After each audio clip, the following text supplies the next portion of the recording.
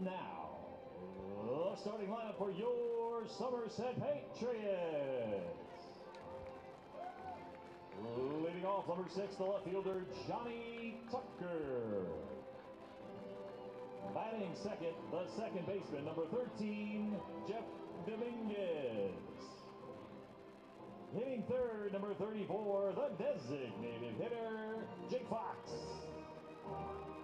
Batting cleanup and playing third base, number 15, Corey Smith. You're so mad that you don't have your anymore. You know what you're crazy.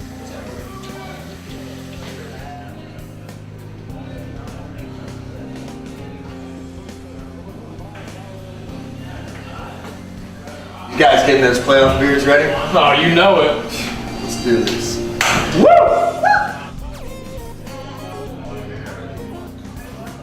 Looking good, Sparky. Looking real good. Looking good, John. Somerset Patriots! Looking good, Lee. You too, General. Now, we're not shaving until the Patriots win a championship, right? No chance. Awesome. Woo!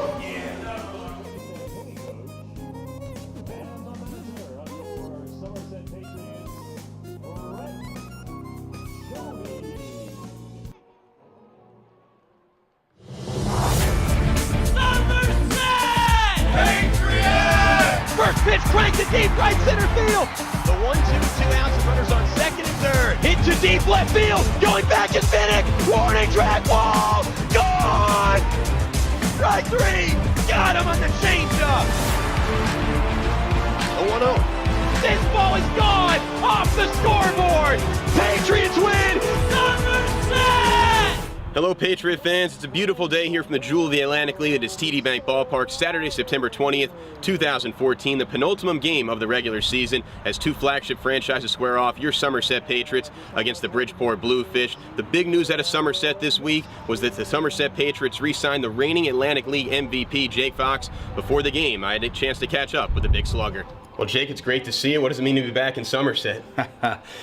Well, you know, I missed this place. You know, I left last season to go play for the Diamondbacks, and I felt really terrible that I couldn't come back and help them win a playoff. So very rarely do you get a second chance to do the right thing, and it's just good to be back. You know, we've got a good fan base here, we've got a good club, and everybody around this team has just been outstanding, been very supportive, and you know, I was kind of nervous about how I'd get brought back into the clubhouse, how they would take me back, and everybody's been great so far. I think there's a lot of excitement coming into the playoffs, and it's going to be a lot of fun.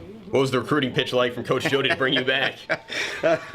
Well, it wasn't me that needed to be sold. It was my wife that needed to be sold. I knew after last season that it ate at me. I watched the box scores every night, and I knew in my heart that I could have helped him win one of those games in that championship series, and I didn't want to go through that again. I didn't want to have that feeling again. So as soon as they called me up and said, Jake, we want you to come play, I asked my wife, I said, hey, can I go do this? And she goes, well, we're not going through that again. So yes, we're going to go do this. We're going to finish it out, and then we'll start our off season when you're done with that. So I'm excited to be back, and I'm excited to help this team in the playoffs, and I'm just really looking forward to getting started. I know we got 2 more games here, but I'm ready to get going because it's nice to finish a season playing for something. I mean, the support from this organization, the support from this franchise has been awesome. You know, all around the country, you see people show up to games with Somerset Patriot shirts and hats, and it just puts a smile on your face because this is a very cherished place. This is a very cherished time, and this is baseball at its best because guys are out here playing to win a game. You know, that's the hard part. Things that you miss in affiliated baseball is the fact that they're out there trying to put up numbers or trying to get developed or trying to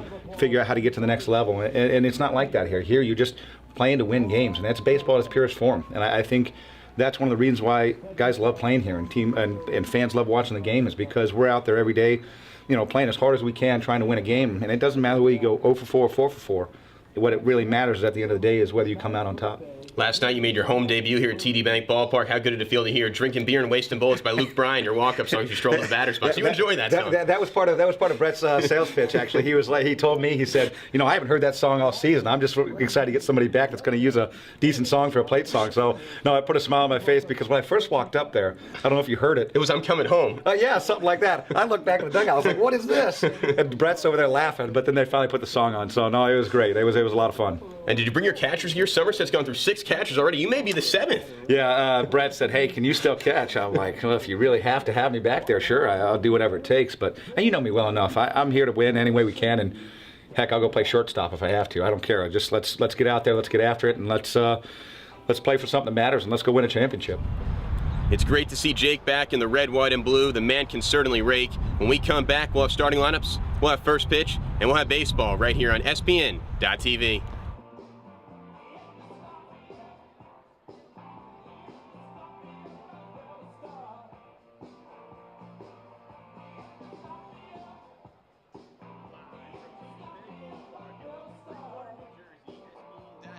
Proudly presents another production of Somerset Patriots Baseball. As tonight, your Somerset Patriots host the Bridgeport Bluefish in the second game of a 3-game weekend set featuring these Atlantic League flagship franchises. Hello, everyone. Welcome inside the Fullerton.com press box. I am the voice of the Somerset Patriots at Justin Answell. Glad to have our tremendous broadcast venue production crew board hopping this one for me in the booth just to my left. Somerset Patriots taking on the Bluefish, the penultimate game of the regular season. The playoffs will get going on possibly either Tuesday if Somerset plays Sugarland, maybe Wednesday if Somerset plays Lancaster. If the season ended today, Somerset would be heading to Amish country to take on the Barnstormers. Good pitching matchup for you tonight as Somerset lost last night 2-0. Tomooka threw a complete game shutout.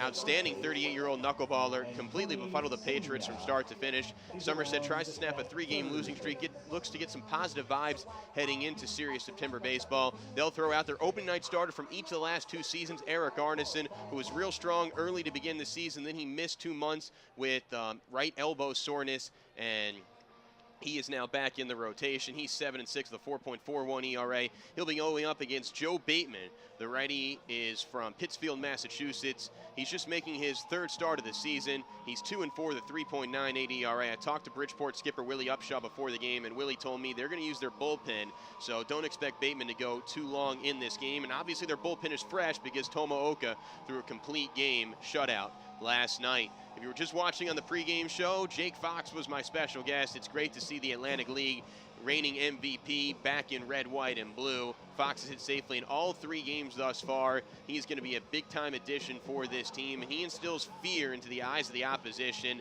He lengthens up this lineup. He's a great clubhouse leader, brings so many intangibles to the ballpark as well. You have to be excited about the job that Jake Fox has done this entire season, splitting time in Mexico and AA, and you certainly hope he carries that over into the postseason. You heard Fox. He said he's got some unfinished business to do. Fox was here briefly in 2012, was here for a majority of 2013, and he wants to finish what he started the last 2 years, and he wants to help Somerset hoist that hardware, the 6th Atlantic League championship. That's what Somerset is looking for this evening. Well, you're watching the game on SPN.TV. If you're looking for radio coverage, Rutgers just bested Navy 31-24.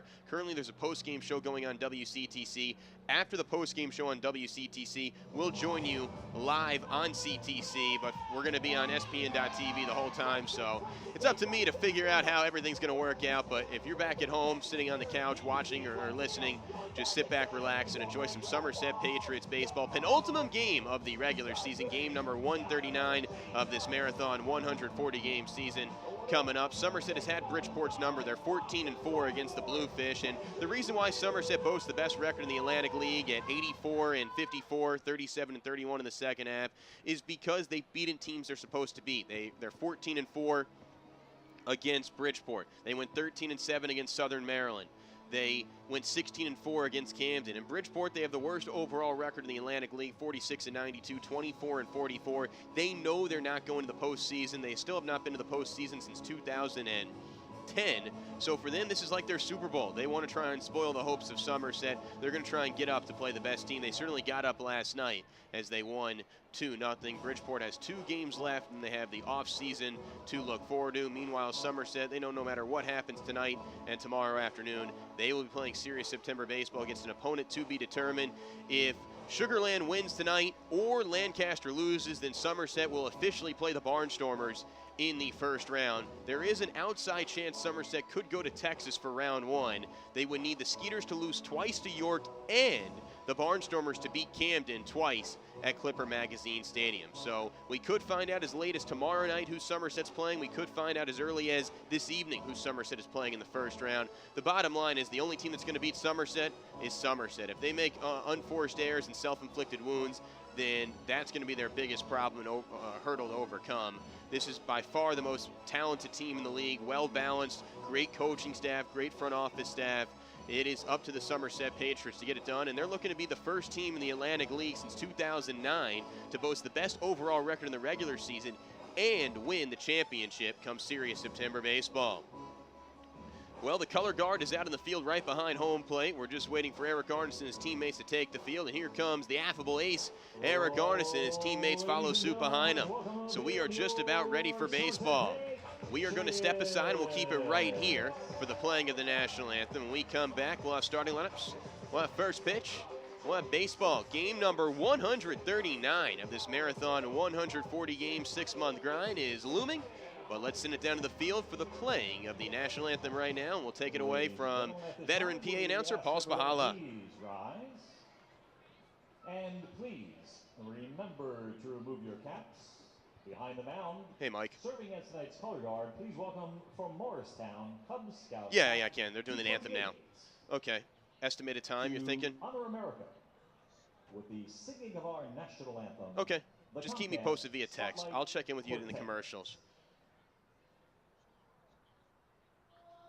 Talk to you later. I'm going to hit the anthem.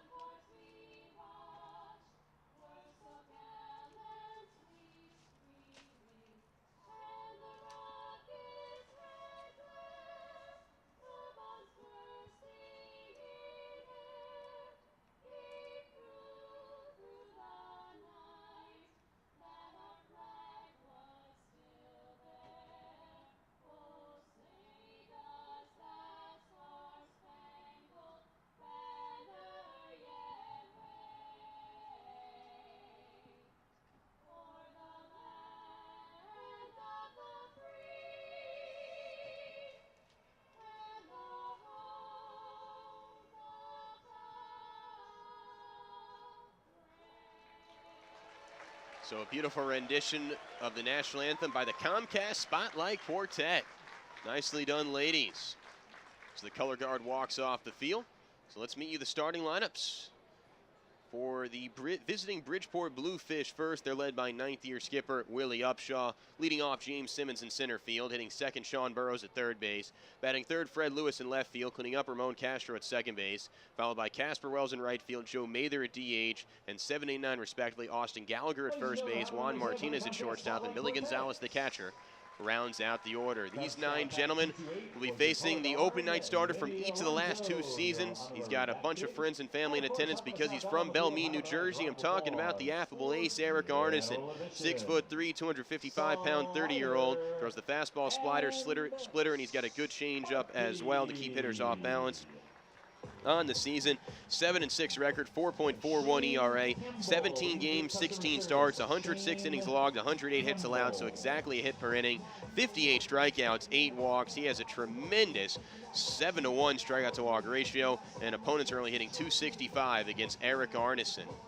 Arnesen is making his first start at home since September 7th. It's currently September 20th. Here's the defense that will be playing behind Erik Arnesen this evening. Left to right in the outfield, Tucker Montanez right, left to right in the, that was left to right in the outfield, left to right in the diamond. Smith, Masonette, Dominguez, Ward, and the battery mate of Erik Arnesen is his good pal, Adam Donahue. Somerset lost this series opener last night 2-0. They've actually lost 3 in a row. They lost the final 2 games to Southern Maryland.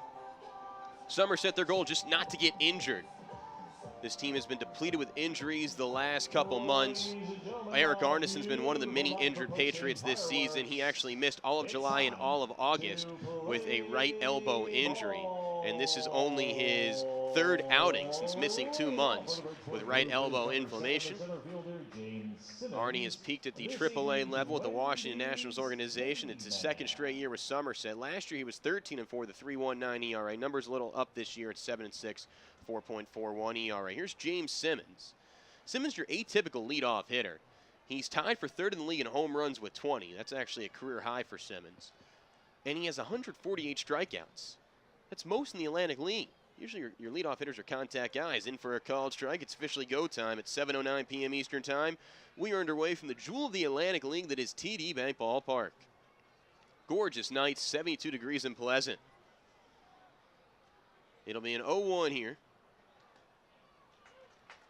Fastball poured in for a called strike, 0-2. It's 317 in the left field line, 315 in the right field line, 365 in the gaps, and 402 to dead center field. It'll be an 0-2 here to Simmons. Hitting .296 out of Irving, Texas, third straight year with the Fish. Swing and a miss. The ball skips away from Donahue, gets an angle, soft throw to first, well in time. 3 pitches, 3 strikes, 1 out. 149 strikeout for James Simmons. That is 18 more than anyone else in the Atlantic League.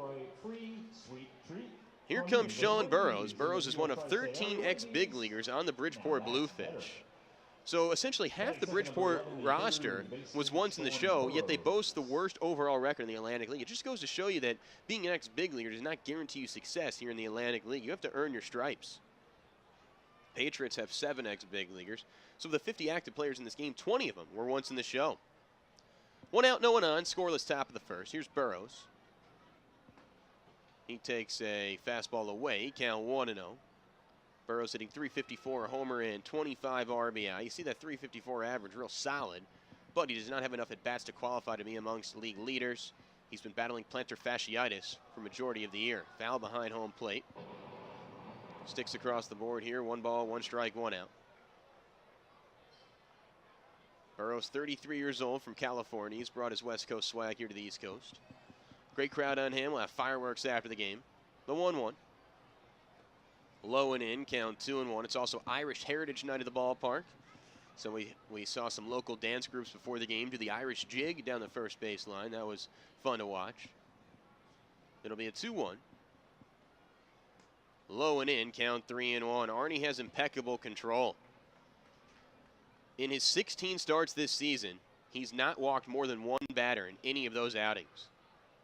He pounds the zone, but he's down in the count, 3-1 here. The 3-1. Weak ground ball to second. Charging in is Dominguez. He'll shovel it over to Ward. 2 away here in the top of the first inning. And here comes Fred Lewis. Lewis did not start last night's game. With the lefty Roy Merritt pitching last night, Willie Upshaw put Lewis in the bench and stacked his lineup with righties. Patriots got it by second-year skipper Brett Jody down the first base line. Jody should be the slam dunk choice for manager of the year this year.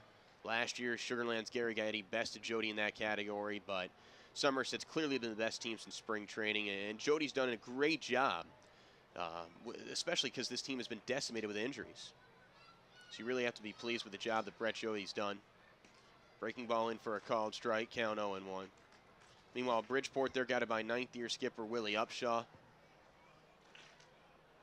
Willie was with the team from 98 to 2000. He left to take over a coaching job in the San Francisco Giants organization. He's been back since 2009. Shot to deep center field. Drifting back is Montanez. He'll haul it in. Inning over.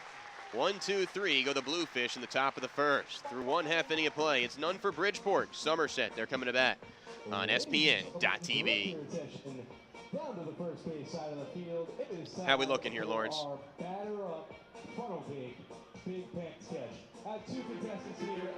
The gold standard in healthcare. Morristown Medical Center. Top 50 hospital in the nation. U.S. News and World Report. Ranked #1 hospital by New Jersey doctors. Inside Jersey Magazine. Hospital of the Year. NJ Biz. Morristown Medical Center. The gold standard in healthcare. Come play with us! BSC has the only 4-level fantasy-themed laser tag arena in the country. Drop in for a game or book your next family fun outing and experience the best laser tag in New Jersey. Arcade games for all ages. Win tickets and take home great prizes just like the Shore. BSC also offers exciting party options in a fun and unique environment. Sports leagues, camps, and child development programs. BSC has something for everyone. Stop by and join the excitement. Hi. Play in the playoffs next year, or next week. How about a nice round of applause for Benji and Erik, the competitors in the Batter Up Funnel Cake Big Pan Sketch. Fans, you can get your funnel cake up in the family fun zone behind section 215. Great place to meet and eat. Stop by the Bridgewater Diner before or after the game and enjoy great food and company. Let's meet the starting lineup for the Somerset Patriots as they will get things going here in the middle game of this 3-game set. Leading off will be Johnny Tucker in left field. Hitting second, Jeff Dominguez at second base. Batting third, Jake Fox at DH. Cleaning up, Corey Smith at third base. Followed by Luis Montanez in center field, Darrell Ward at first base, and 7, 8, 9 respectively, Ty Wright, Adam Donahue, and Edwin Masonette. Rounds out the order. These 9 gentlemen will be facing the righty hurler, Joe Bateman. For the Bridgeport Bluefish, Bateman is on the hill, 6'1", 185-pound righty, 34 years old from Pittsfield, Massachusetts. On the season, 2-4, 3.98 ERA. This will be his 54th appearance, just third start. Does have a save under his belt, 79 innings logged, 82 hits, so exactly a hit per inning, 47 strikeouts, 13 walks. Good 3.5 to 1 strikeout to walk ratio. Opponents hitting .264 against Bateman. It's going to be a bullpen day for Bridgeport, so don't expect Bateman to go more than 2 or 3 innings. First pitch to Tucker, who laid down a bunt single in last night's loss, is in for a called strike going. Well, here's the defense playing behind Bateman. It will be left to right in the outfield. Lewis, Simmons, Wells, and left to right around the diamond. Burrows, Martinez, Castro, Gallagher, and the battery mate of Bateman is Gonzalez. The 0-1, in for a called strike. Count 0-2 here to Tucker. Tuck's hitting .264, 2 homers, and 34 RBI in his third year with Somerset. Bateman has faced Somerset 8 times all in relief, and he struggled. 0-1 with a 6.10 ERA. The 0-2. Lined on the left field line, foul. We'll do it again. Pleasant weather this evening. You know, last night it got a little chilly. It's probably going to get chilly as the night goes on, but right now, you don't even need to wear a sweatshirt. It's very pleasant outside. A lot of the guys sticking with the long sleeves, though. Tucker's got the 3/4 sleeves. He's a bit indecisive right now. It'll be an 0-2 here to Tux. Swing and a miss, strike 3. 4 pitches, 1 out here to start the home half of the first as we're scoreless. And here comes Jeff Dominguez, who got a standard night off last night. Jody's been resting some guys. He did not play Dominguez last night, did not play Montanez last night. 2 days ago, he gave Masonette the day off. He gave Fox the day off 3 nights ago. You got to keep these guys fresh because once the postseason rolls around, you know, you're going to be playing those guys every day. You got 6 months in the offseason to rest. Low and in, count 1-0, and that's one of the advantages of clinching a postseason berth early. Somerset's known they've been postseason bound since July 1st. When they won the first half Liberty Division title, they played so well in the second half, they repeated as half champs. They clinched on Tuesday. That was the last time Somerset actually won a game. Here's Domo. In for a called strike. Count 1-1 to Dominguez, the lone switch hitter on the team. Jeff says he's a better hitter left-handed than right-handed just because he gets more reps left-handed since there are more righty pitchers in the league. It'll be a 1-1. Open stance from Dominguez from the left side. Takes a fastball way outside. Count 2-1.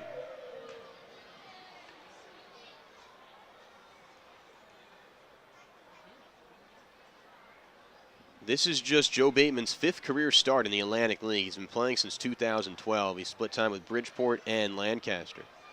You can tell he's not used to starting. He's pitching from the stretch with nobody on. Ground ball hit to second. Glove by Castro, ranging to his left. Light toss over to first to Gallagher. 2 outs. No one on. Scoreless in the bottom of the second. And here comes Jake Fox. This capacity crowd is enjoying Drinking Beer and Wasting Bullets by Luke Bryan, the traditional walk-up song that Fox has been using since he's been playing for Somerset the last few years. Fox has hit safely in all 3 games, a member of the Somerset Patriots thus far. 2 hits Tuesday, 2 hits Thursday, 1 hit last night. Worked a few walks, hit by a pitch a couple times. He's here to take care of unfinished business. Pops this one up, shallow left field. Drifting back is the shortstop Martinez, and foul territory goes a long way to make the catch near the tarp area. Inning over. 1, 2, 3 go the Patriots, just like the Bluefish in the top of the first. We're through 1 inning of play. We're scoreless. We head to the top of the second here on SPN.TV. Hi, sorry. Hey, Lawrence. What? I need help with my deposit. The bank has rules. It's really quick. I can't hear you. I promise I'm gonna be really quick. I can't hear you through the glass. I'll be quick. You'll be quick. That's what you just said? Yes. I'm sorry, I can't hear you. We're closed. You know what? Okay, that's... Hey, sir, okay. It's time to bank human again. That's why TD Bank has the longest hours and even stays open an extra 10 minutes for when you run late. TD Bank, America's most convenient bank. Looking for incredible savings and selection on leading brands of furniture and bedding? Visit Flemington Department Store. Family owned and operated for over 50 years. Our 2-acre showroom features the brands you want, all at exceptional values. Flemington's highly trained furniture experts are not on commission, so you can experience a pressure-free and informative shopping experience. Come explore the best-kept secret in New Jersey at the Flemington Department Store on Route 31 in Flemington. G&B Janitorial Supply, a family-owner business since 1991. Green Seal certified, and a full line of janitorial needs for all your business and home cleaning needs. Call us at 732-271-0535 or find us on the web at www.gnbinc.com. The second inning is brought to you by Somerville Aluminum, full-service home remodeling, service in New Jersey since 1950. Visit our new state-of-the-art showroom at 20 County Line Road in Bridgeport for all your home remodeling needs. Do your project once. Go with the pro, Somerville Aluminum. Call them at 908-725-8401 or go to www.somervillealuminum.com. Through 1 inning of play, we're scoreless here from TD Bank Ballpark. It will be Smith, Montanez, and Ward due up. Excuse me, got to flip the scorecard. It will be Castro, Wells, and Mather due up for the Bluefish. Ramon Castro's had a solid second half of the season as it's Irish Heritage Night, so you have an Irish band wearing their kilts on the field. Little in-between inning music here. Ramon Castro from Caracas, Venezuela, awaits the band to leave. That's what's great about minor league baseball. I mean, there's so many multicultural aspects to this organization, this league. You know, Irish Heritage Night tonight. We had Jewish Heritage Day earlier in the summer. I think we had Polish Heritage Day back in June. Hispanic Heritage Day I think we've had as well. And it's such a diverse community in Bridgewater, so it's great to recognize all ethnicities. Fly ball into right field. Ty Red has a good beat on it. He makes a running catch. Right, runs to his right to make the catch in right. And there's one away on one pitch here in the second. Here comes Casper, the friendly right fielder. There are 5 people in Casper Wells' family named Casper. He is one of those 5. So maybe they like the movie Casper the Friendly Ghost, or they just like the name Casper. Anyways, he's the friendly right fielder. He has a smile on his face as he digs in the right side of the batter's box. Casper hitting .262, 2 homers and 19 RBI. In for a called strike, count 0-1. He was in the big leagues just last year with the Philadelphia Phillies organization. Arnesen winds, fires. Breaking ball ripped through the left side for a base hit. Arnesen's fared well against Bridgeport this season. In 3 starts, he's 2-0 with a 4.00 ERA. So that's the first base runner for either team. A 1-out single will bring up Joe Mather. Mather was responsible for the 2 runs in last night's game from either team. In the top of the 4th inning, Castro was on first. There were 2 outs and 2 strikes, and Joe Mather launched just his 2nd home run this season. Bounced off the 2nd wall beyond the 1st wall here at TD Bank Ballpark for a 2-run home run, and that was the difference in the 2-0 Bluefish win in the series opener. Those were more than enough runs that Tomooko needed in his 122 complete game shutout effort. Mather hitting .241, 13 RBI. He cranks this one deep in the left field line, twisting foul. We'll do it again. Mather, a former 3rd-round pick by the Cardinals in 2001. He's been around for a while. Tall guy, 6'4", 225-pounder. Middle infielder's pinching up the middle, looking to turn two. It'll be an 0-1. Wells prancing around first. He's going to stay there, though. Slider snaps in for a called strike. Count 0-2. Ironically, it was against Bridgeport where Erik Arnesen hurt his right elbow. Had to leave a game after 30 pitches on July 6th. This is just his third outing after missing 8 weeks with right elbow inflammation. Says he feels fine. You know, originally maybe people thought he would need Tommy John surgery. Swing and a miss. 2 outs. But fortunately, there were MRIs done on his right elbow. No ligament damage, just some swelling and inflammation. And he's been working extremely hard with our first-year trainer, Hiroshi Roberts, to rectify that right elbow and get him back into top-notch form heading into the postseason, because this guy's a workhorse on the bump. So 2 outs, runner on first, scoreless top of the second. Here comes Austin Gallagher making his first start of the series. Gallagher's a big dude. He looks like a tight end at the plate, 6'5", 245-pounder. Upright stance from the left side. Casper has a modest lead over at first. And Arnie's just going to check on him. Nothing doing. But Gallagher's one of those guys, it's a feast or famine type guy. You look at his average, he's hitting on the interstate at 185. Does have 7 homers and 22 RBI in limited playing time. If he runs into one, he can yank it over the right field wall. He's got that kind of pop in his bat. But he has a long swing. That's why his average isn't great. In for a called strike, count 0-1. Gallagher's actually from Lancaster, Pennsylvania. He began the year with the Lancaster Barnstormers. And they traded him to the Rockford Aviators. And then he came over from Rockford to Bridgeport. So this is his 3rd different team in one season. He's really been a nomad this year. But it seems like he's settled in at Bridgeport. Of course, Bridgeport playing with heavy hearts. 2 weeks ago, they lost their general manager, Ken Shepard, at just the age of 49 years old. He was survived by his wife and 2 children. He succumbed to kidney cancer. And actually, Shepard's wife managed a game last Sunday at Harbor Yard in his honor. So Bridgeport, despite the fact they're not going to the postseason, they're playing with heavy hearts and they're trying to win for Ken Shepard, who you know is looking down from above at the team that he helped build. And Ken's been a lifelong Atlantic leaguer. He won a championship with the Atlantic City Surf in the league's first year of existence in '98. He's helped Bridgeport stay afloat and get their attendance numbers up. He's an innovator. He's into all different kind of unique promotions and jersey ideas. So his thoughts are permeated throughout the Atlantic League, and people definitely pick the brain of Ken Shepard. It'll be a 1-1 here to Gallagher. Arnie fires. In for a called strike. 1-2 count here to Austin. Austin, a former 3rd-round pick by the Phillies at a high school in the Lancaster area in 2007. He went to Lancaster High School, and he was playing for the Barnstormers the last 2 seasons until he was traded a couple months ago. Gallagher has a brother that's in the minor leagues as well, so he has good bloodlines. But you look at this guy, I mean, he looks like Rob Gronkowski at the plate. 6'5", 245-pounder. You can't teach that.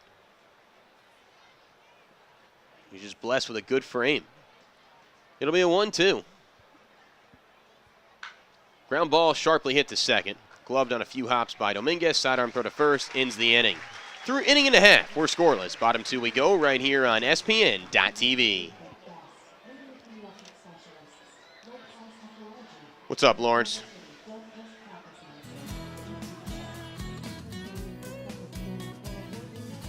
You may have seen this different-looking outlet in your home.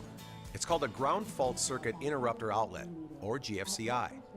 Typically, you'll find them in your bathrooms, kitchen, laundry room, garage, and outdoor locations where you have access to water. Their function is to protect you from an electrical shock, because as you probably know, water and electricity are a deadly combination. Let's say an item like a hairdryer is plugged into a GFCI outlet, and that item comes into contact with water. The combination of electricity and water will trip the GFCI off in as little as a 40th of a second, saving you from certain disaster. If a GFCI outlet repeatedly trips, chances are it's old or it's faulty. Discontinue use of the outlet and have it replaced. If you're unsure if your GFCI outlets are working properly, give us a call. We'll be happy to help you out.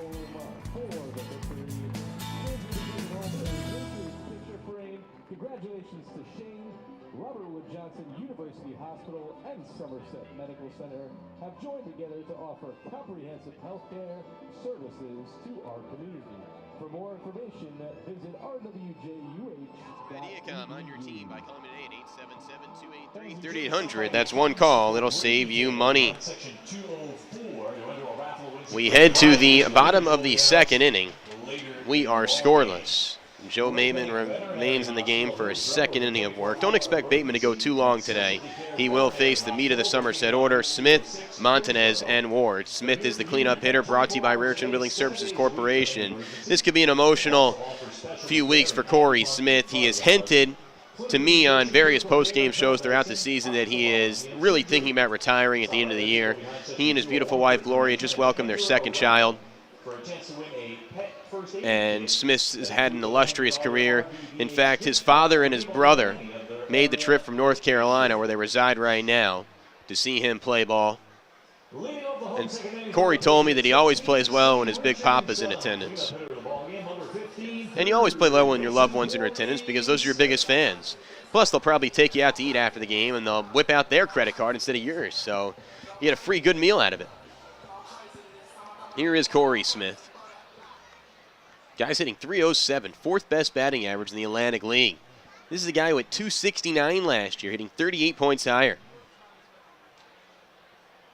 He has 13 homers in the year. 5 of them have come against Bridgeport. He absolutely squishes the fish, picked up a hit in last night's 2-0 loss. 79 RBI, good for 7th most in the league. In my humble opinion, he's up there in the MVP race. I think you got to include John Hunton of Somerset as well, who shattered the single-season record for most saves in a season. He's got 48. The previous record was 40. I think Cole Gardner of Lancaster, he's putting up Triple Crown-type numbers. And Justin Green's hitting .359 for York. He's been the catalyst to that Rev squad that won the first half. So I think those are your 4 MVP candidates. Of course, Jake Fox won it last year. The 1-1. Swing and a miss. Count 1-2. Good changeup by Bateman. Pulled the string on Smith right there.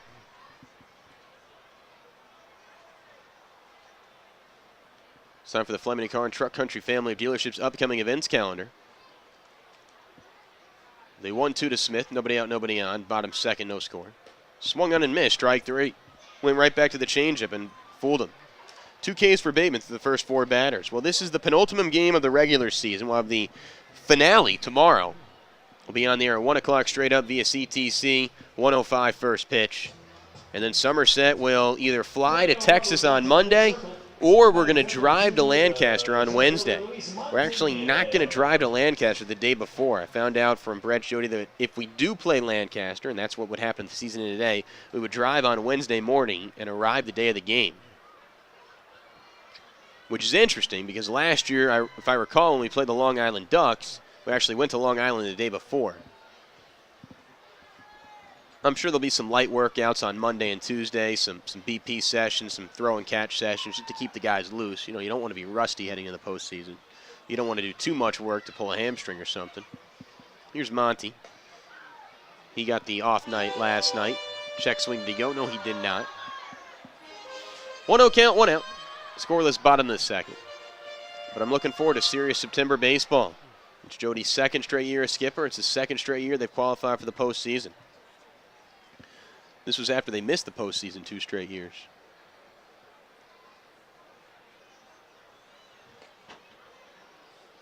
Slider away. Count 3-0 to Montanez. Don't think you're going to give Monty the green light. Somerset's still looking for their first base runner as we're in the bottom of the second. Although Monty does lead the team in home runs at 17.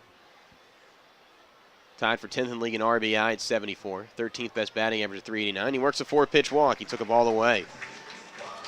And we'll never know if he had the green light, because sometimes when you get the green light, it doesn't mean you have to swing. It means you have the luxury of swinging. But he didn't like that pitch, and I don't blame him. It was outside.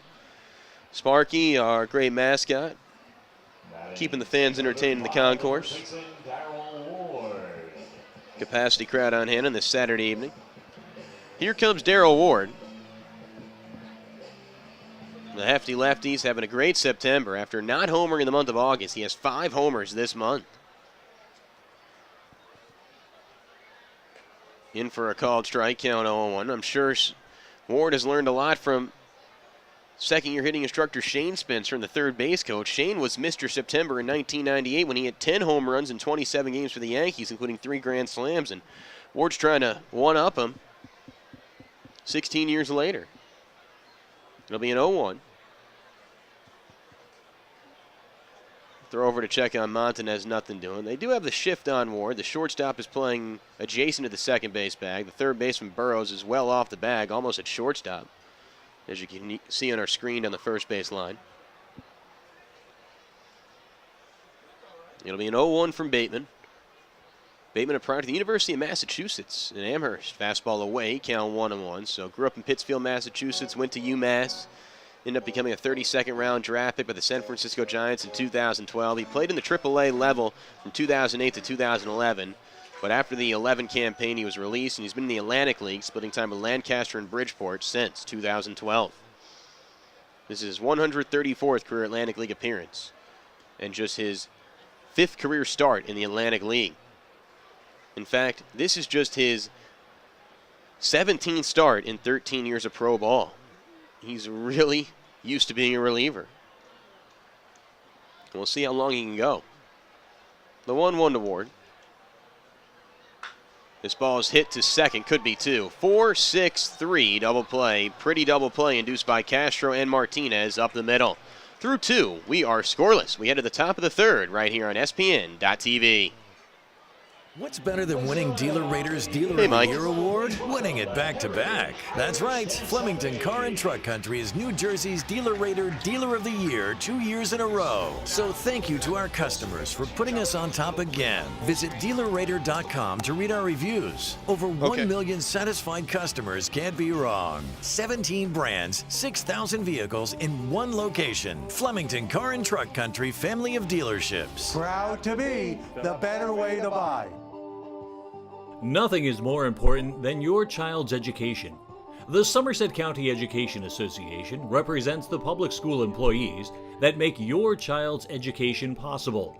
This includes more than 7,000 teachers, paraprofessionals, bus drivers, nurses, custodians, secretaries, and other outstanding education support professionals.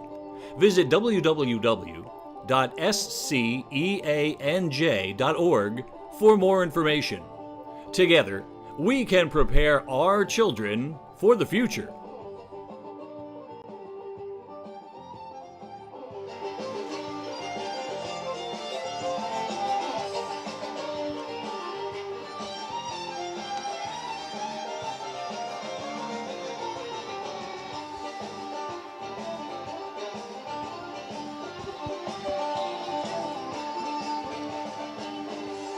Affinity Federal Credit Union. Banking, investing, advising. Learn how you can buy something better at www.joinaffinity.com.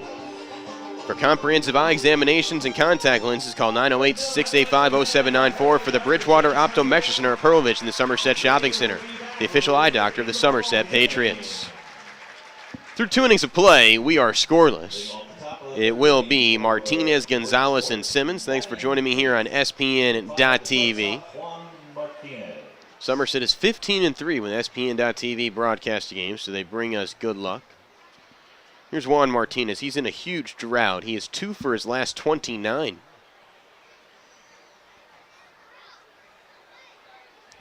First pitch. Hit on 1 hop to short. Hip high hop for Masonette. The throw is low, but dug up by Darryl Ward. Nice play. 1 pitch, 1 out. It is time for the Nissan Scoreboard Update, brought to you by Nissan, innovation that excites. Choose Nissan.com. Full slate of games going on in the Atlantic League. Southern Maryland and Long Island, they've both been eliminated, but they are playing at Bethpage Ballpark. 2-1 Crabs lead in the second inning. Lancaster leads Camden 1-0 in the third. York is up 2-0 on Sugar Land in the second. So, wow. If those 2 scores hold up, if Lancaster beats Camden and York beats Sugar Land, then we still would not know who Somerset's playing until tomorrow. Obviously, those games are both early in the second and third innings. Rutgers football defeated Navy 31-24. Navy had a 4th and goal, but they overthrew a ball in the end zone as Rutgers survived to improve to 3-1. You heard that game on WCTC. The Phillies blank the A's 3-0. A's are really struggling. Toronto doubled up the Yankees 6-3. Mets are leading the Braves 1-0 in the second. In for a called strike. Count 1-2. College football, Alabama. It was close with Florida, but they pulled away at the end, 42-21. Jameis Winston's now been suspended for the entire Clemson game, which will begin in about 30 minutes tonight. No really big upsets going on.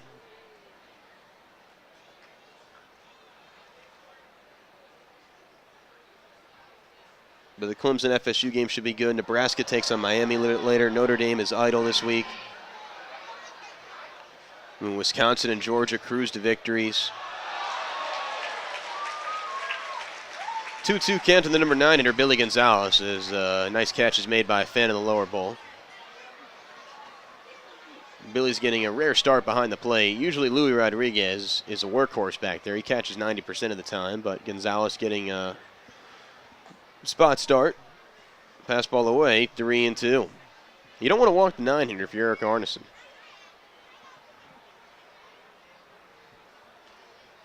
3-2 count, 1 out. Top of the third. We're scoreless. Chopper off the mask of Donahue. And we'll do it again. Erik Arnesen, the pitcher, grew up going to Somerset Patriot games. Born and raised in the Garden State, ended up going to Grove City College in Pennsylvania for his undergraduate degree, where he was then drafted by the Nationals in the 17th round in 2006. Peaked at the AAA level. Was released by the Nationals organization at the end of 2012, and he's been with Somerset ever since. Swing and a miss, strike 3. Blew an 87-mile-per-hour fastball by Gonzalez. 2 outs. No one on. Here comes James Simmons, who struck out on 3 pitches his first time up. Center fielder number 7, James Simmons. Arnesen grew up idolizing Roger Clemens. He's a big-time New York Yankees fan. It's actually kind of ironic because Clemens was in the Atlantic League in 2012, just a year before Arnesen got to the league. And Arnesen got to face Clemens' son, Kobe Clemens, the last year and a half. And Kobe ended up getting released by the Skeeters in mid-July. But that's why Erik Arnesen developed a splitter, because that was Clemens' best pitch, the splitter. And they both have similar frames. Both tall, stocky right-hander pitchers, power pitchers. They're not finesse guys. They have good stuff. They're leaders. They're workhorses. It'll be an 0-1 here to Simmons. Chopper down the third baseline foul. Count 0-2. And what's unique about James Simmons is he was in the San Francisco Giants organization when the manager of the Bridgeport Bluefish, Willie Upshaw, was a coach in the Giants organization. And then when Willie came over to Bridgeport, he brought Simmons with him. So he has a fond relationship with Willie Upshaw, the 57-year-old skipper. Swing and a miss, strike 3. Simmons has seen 6 pitches this evening, 6 strikes, and he has 2 strikeouts. That is his 150th strikeout of the year. We head to the bottom of the third. We're scoreless right here on SPN.TV. Hey, Mike.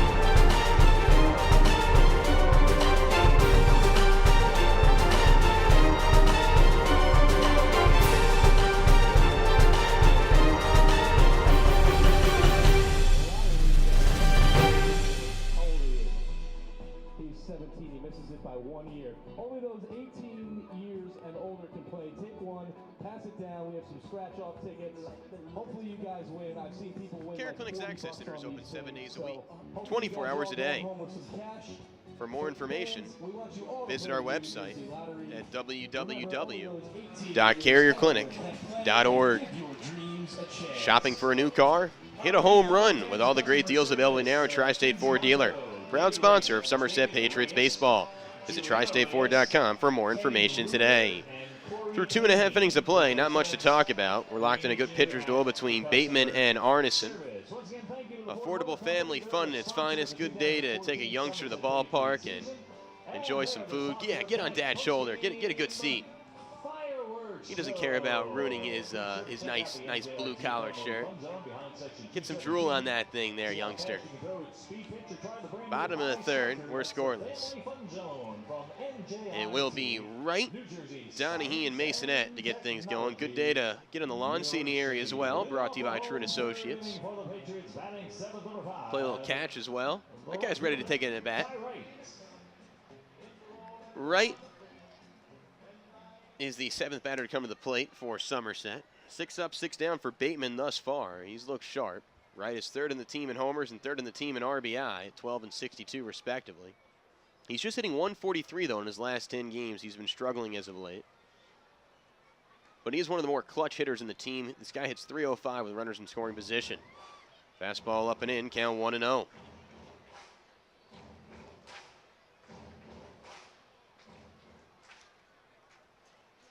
We'll be joining the WCTC broadcast relatively soon. It'll be a 1-0. Swing and a miss, count 1-1. Somerset's offense has been a bit stagnant lately. They scored no runs last night. 2 nights ago, they lost 5-2. 3 nights ago, they lost 7-3. So during their 3-game losing streak, they've only scored 5 runs. And that's putting extra pressure on their pitchers because the margin for error is smaller. It'll be a 1-1 here to Wright. From Tyler, Texas. He's a diehard Oklahoma State fan. In fact, that's his alma mater. They're actually idle this week.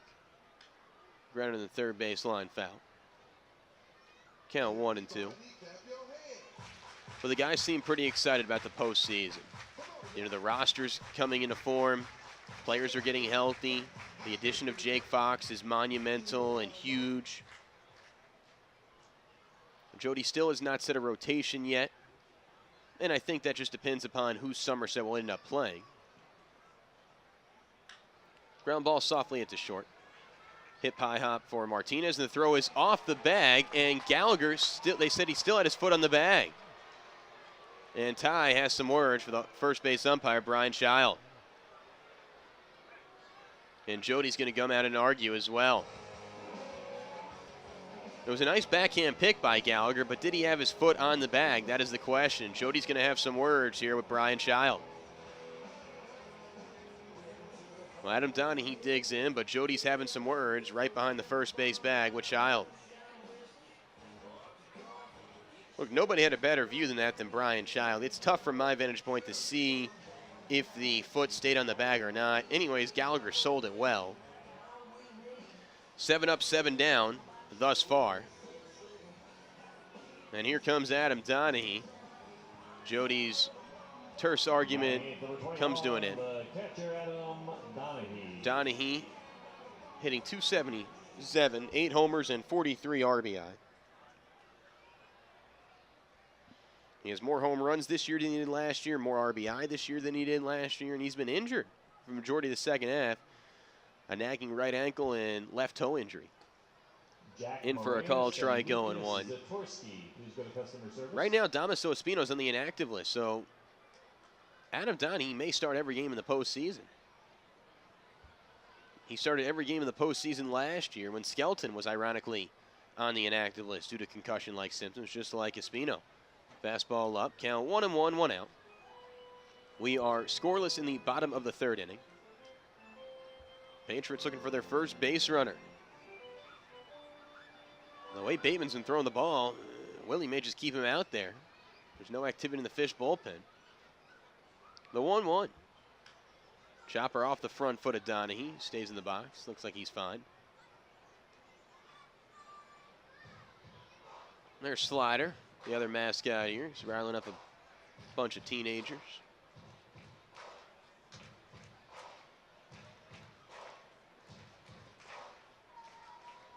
1-2 count to Donahue. Donahue did not go to college. He was a draft pick out of high school. 2nd round pick by the Royals.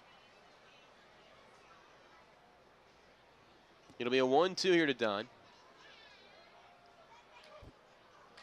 The pitch. Foul behind home plate will do it again. Donahue said he was a verbal commit to the University of Central Florida.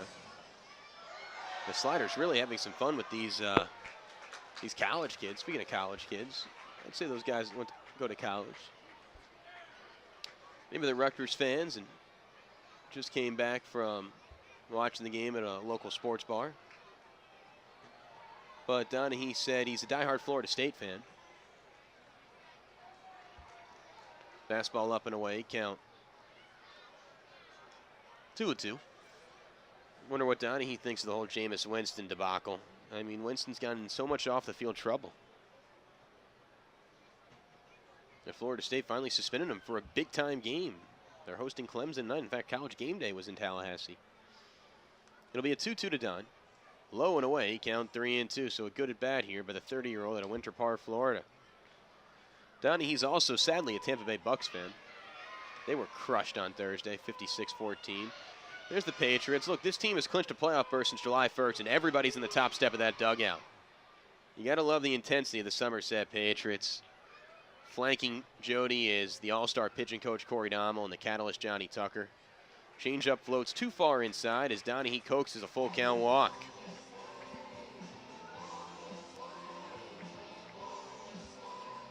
And here comes Edwin Masonette. 1 on, 1 out. That's the first base runner for Somerset this evening. The shortstop Edwin Masonette.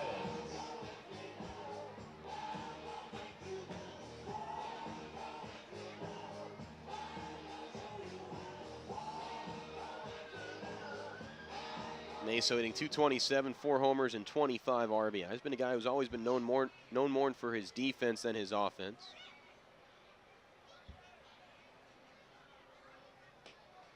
Low and away, count 1-0.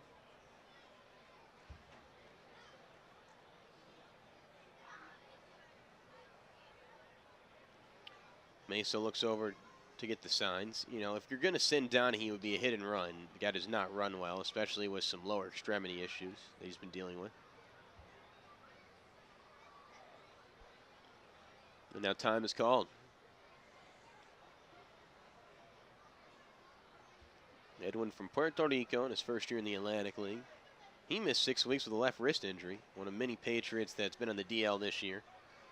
I mean, at one point there was a waiting list to talk to the trainer.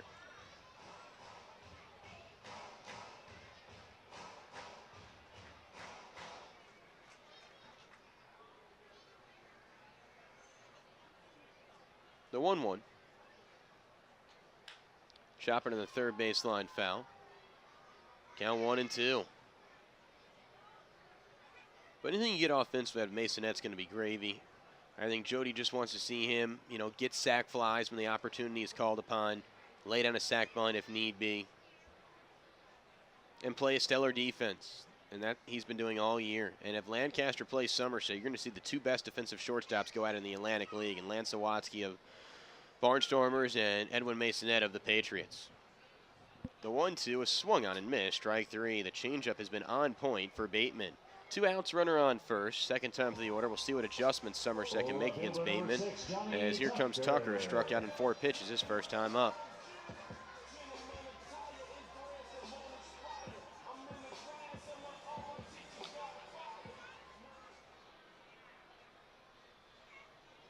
Mike?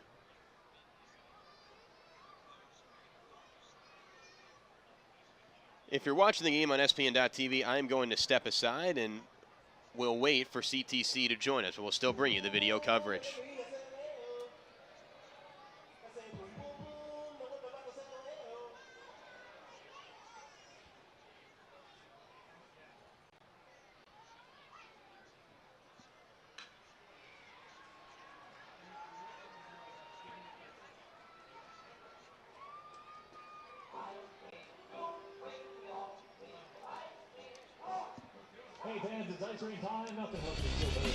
Okay, they just didn't. From live sports and event streaming to creative and compelling commercial production, utilizing cutting-edge technology invented and refined over the past decade, Broadcast Venue specializes in guiding New Jersey through the digital age. Our customized, state-of-the-art mobile broadcasting unit allows for a versatile, uninterrupted broadcast to coincide with a crisp, clear picture that can be viewed on your phone, tablet, or computer. Broadcast Venue, the official broadcast provider of the Somerset Patriots. When my son needed a children's hospital, I wanted the best. Leading pediatric specialists, right-sized technology, and a campus where they don't just practice medicine, they teach it. A place where nurses set the standard for award-winning care and children are treated as more than just patients. I'm grateful I found everything he needed at Rutgers Robert Wood Johnson Medical School and the Bristol Myers Squibb Children's Hospital at Robert Wood Johnson University Hospital. Kids are our only specialty. What's better than... Happy birthday to Meemaw, and happy birthday to Moon Pie. Once again, the Patriots would like to thank the Ford Motor Company. They are the sponsors of tonight's post-game fireworks show. Time to talk about Ideacom. Ideacom is the sponsor of the Somerset Patriots, broadcasting Somerset Patriot games since earlier this year. We are scoreless heading into the top of the fourth inning. Erik Arnesen remains in the hill for his fourth inning of work. Visit Alpine Business Systems at www.alpinebiz.com. Alpine Business Systems, the official IT provider of the Somerset Patriots. Be safe behind the wheel by avoiding distraction within your control. Don't text or talk on your cell phone while you're driving. It's dangerous against the law. This message is brought to you by NJM Auto Insurance. Mike Lawrence producing in our CTC headquarters. Great to have Pat McManus and Jim Johnson and Josh run the show on our broadcast venue production into things. I am Justin Answell, live from the Fullerton.com press box. Top of the fourth inning, we're scoreless. So hopefully you enjoyed the Rutgers 31-24 win on WCTC in the post-game show run by Mark Malusis. We join you in progress here from TD Bank Ballpark, and to be quite frank, you really haven't missed a lot. There's been one base hit in the game. Here comes Sean Burrows. He pops one up in a shallow left field. Johnny Tucker on the run. He makes the catch. One out. Tucker is playing left field for just the second time this season. And I think this is anticipation for the Lancaster series if Somerset were to play Lancaster, because it's Death Valley out in left center field, and Tucker's your best defensive outfielder, and there's more space out in left field at Clipper Magazine Stadium. So you would play Tucker in left at Clipper Magazine Stadium. So that's why he's getting some spots in left field tonight, so he can read the ball out of the bat better and get used to playing left field, even though it's not as spacious here as it is in Lancaster. So Jody's thinking. I like it. So Montanez would play center at Clipper Magazine Stadium. Low and in, count 1-0 to Fred Lewis. Lewis hit for the cycle in 2007 when he was with the Giants in his 16th career professional game. Low and in, count 2-0 to Fred, who popped up to short his first time up. Scoreless top of the fourth, one out, no one on.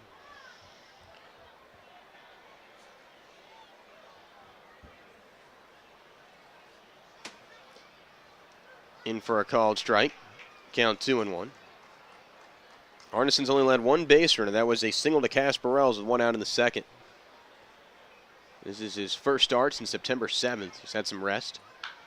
Rips this one to deep right center field. This could be trouble. Montanez going back, and he makes the catch. Wow, nice job by Montanez, like a wide receiver, to haul that ball in over his back shoulder. 2 outs, no one on. Top of the fourth, we're scoreless. And here comes Ramon Castro. Castro likes playing here at TD Bank Ballpark. He was the 2008 All-Star Game MVP when Somerset hosted the All-Star Game 6 years ago.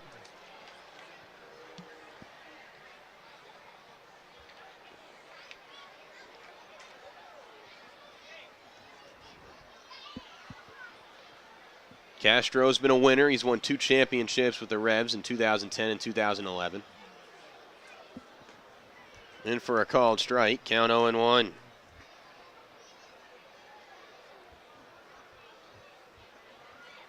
This is Castro's first year at Bridgeport.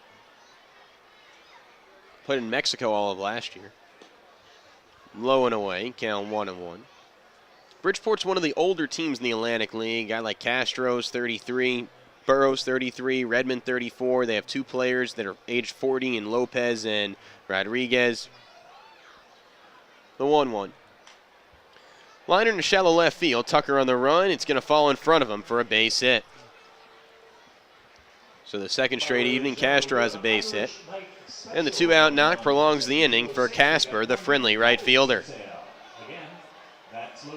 Talked to Brett Jody before the game. Jody told me that you can expect David Percy to throw an inning tomorrow. And that'll be huge because Percy has not thrown since mid-August.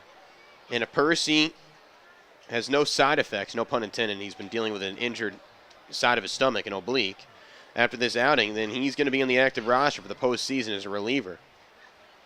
Somerset had been using him as a starter, but there's just no time to build up his endurance and strength.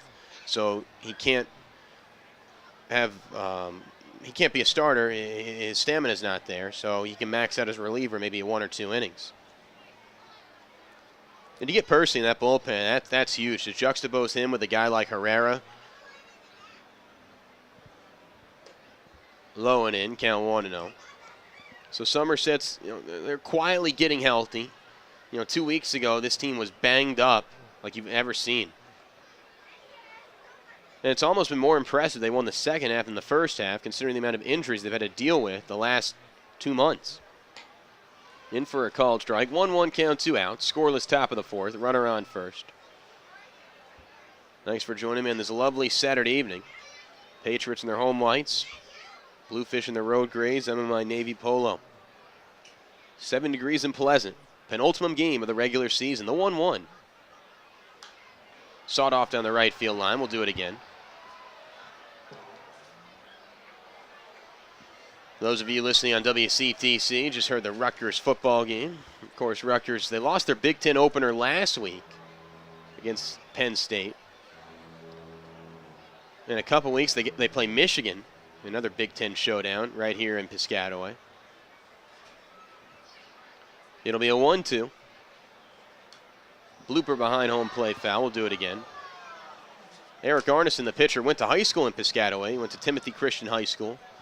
That's actually where he met his wife in middle school. They met at the age of 12 when they were just in 8th grade, and it was a love at first sight. They now have 3 beautiful children, and he and his wife Heidi just celebrated their 8th wedding anniversary earlier this month. So happy belated anniversary to Erik Arnesen. The 1-2. Liner over the outstretched glove of Corey Smith down the left field line. Tucker quickly cuts it off. Stopping at second is Castro. 2 on, 2 out, scoreless top of the fourth. So Casper Wells has 2 of the 3 Bluefish hits. We're in the top of the 4th inning. And here's Joe Mather, who cranked a 2-run home run in the 4th inning last night, looking to crank a 3-run homer here.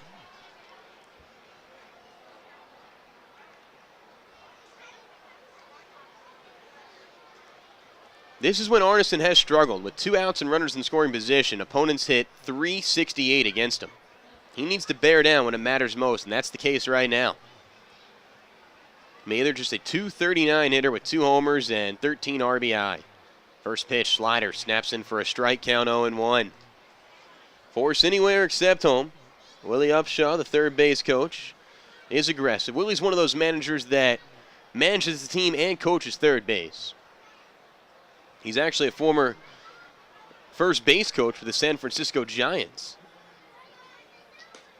Fastball away, count 1-1. So he has big league experience coaching the bases. Now here in the Atlantic League, you have one of your coaches coach third base, and you usually have a player coach first base. There you see Willie, 57 years old. An ex-big leaguer from 1979 to 1988, splitting time with the Blue Jays and the Indians. The 9th-year skipper.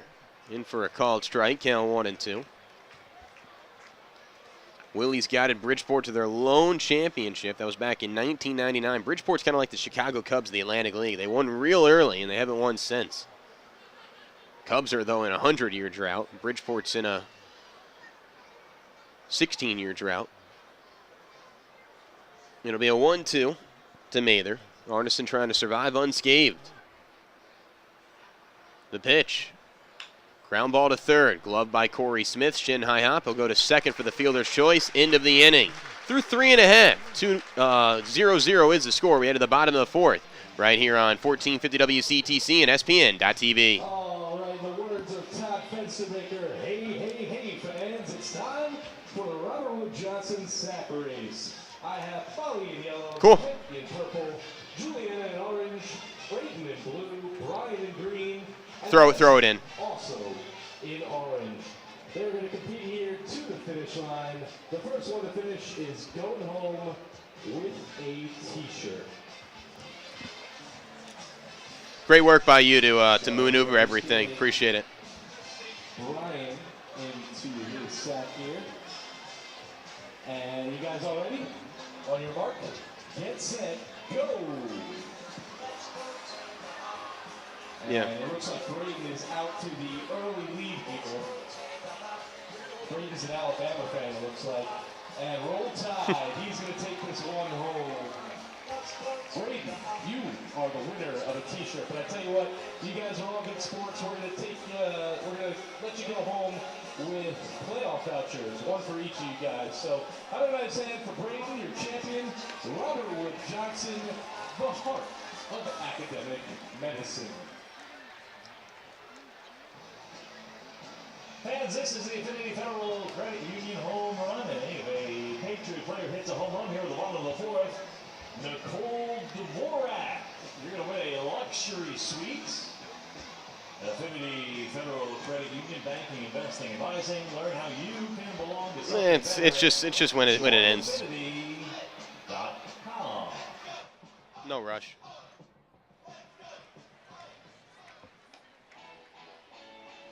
Fans, it's always a good time to pick up an Otis Spunkmeyer cookie. Enjoy a tasty chocolate chip cookie available from the concession stand. Be sure to come out early for your next Patriot game, where you can sign up for one of the many on-field games, just like the one you've just seen, or the upcoming Dizzy Valley. When you want to rock your cut and schedule, just call your favorite Supercuts. We've had a call-ahead service like a backstage pass in the wait list before you even come in. It's called Supercall. Check out supercuts.com to find your nearest Supercuts location to rock the cut wherever you want. Supercuts, a cut above the rest. Bottom of the fourth inning, we are scoreless. It'll be Domo, Fox, and Smith. Bateman remains in the game. He's yet to allow a hit through 3 innings. Originally, Willie Upshaw told me he'd go 2-3 innings max, but when you're throwing a no-hitter through 3, if it ain't broke, don't fix it. Keep him out there. Foul behind home plate. Count 0-1 here to Domo, who granted out to second base his first time up. Jeff's putting up mirror image numbers as he did last year with Sugarland. He had 277 with Sugarland. This year he's hitting 278 with Somerset, a carbon copy of his 2013 campaign. And for Dominguez, he lost to Somerset in the first round. So his philosophy in the offseason was if you can't beat him, join him. And it's great to have Dominguez back because losing Nate Spears back in June was a big loss for this team. Nate was a top-of-the-order hitter, good run producer, good fielder, clutch player, high-character guy, and Domo's filled the void very nicely. In for a called strike. 1-2 count here to Dominguez. Dominguez tall for a second baseman, 6'2".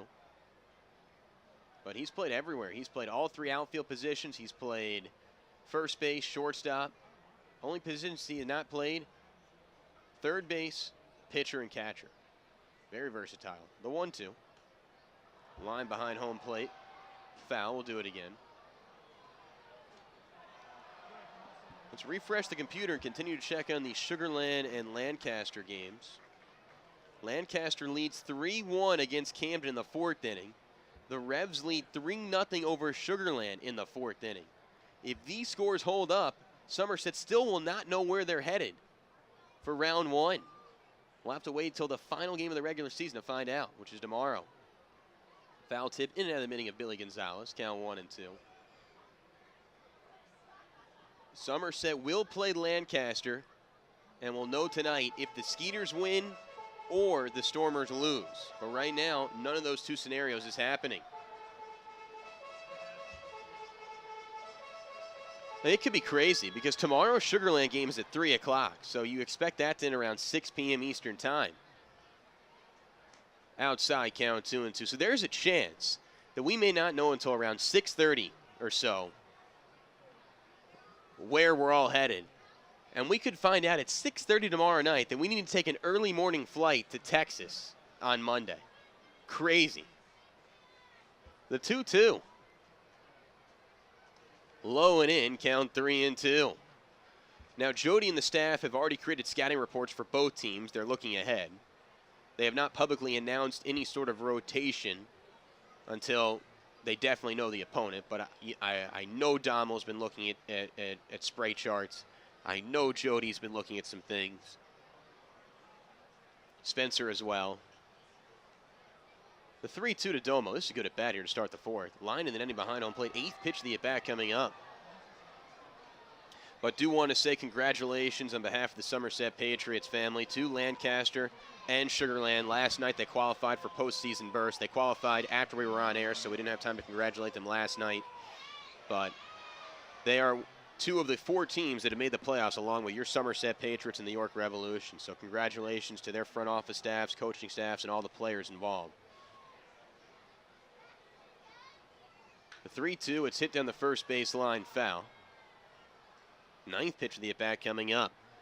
So we know the 4 teams involved. We just don't know who's going to play each other. Now, it's impossible for Somerset to play York in the first round. That we know. It's either going to be Lancaster or Sugar Land. And it could be funny because York is playing Sugar Land 6 straight times to end the regular season.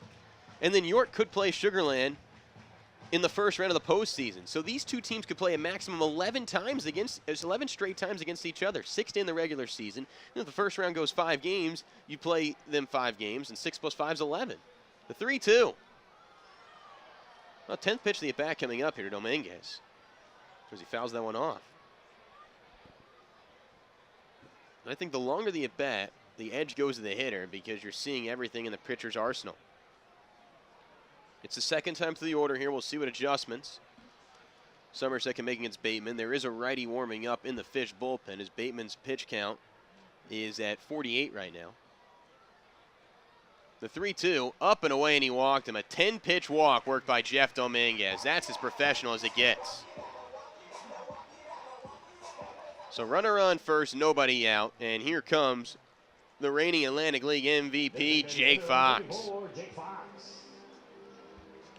Fox last year in 96 games, as looks like number 22 is warming up for the Bridgeport Bluefish. That is Kyle McMillan.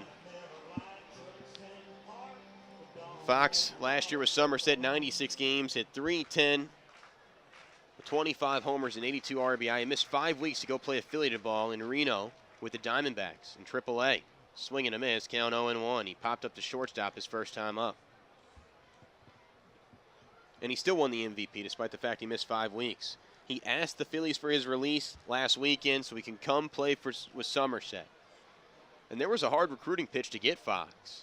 In fact, during a phone call, Brett Jody even played Fox's walk-up song to Fox to remind him how fun it is here at TD Bank Ballpark when we all hear that Luke Bryan song, Drinking Beer and Wasting Bullets. What Fox told me before the game, that the biggest recruiting pitch was made to Fox's wife and 2 children. And he told me that his wife is actually coming up to New Jersey tomorrow. She'll be here for the playoffs. Fastball away, count 1-2. But you have to respect Fox. I mean, this guy had to deal with an affiliated team.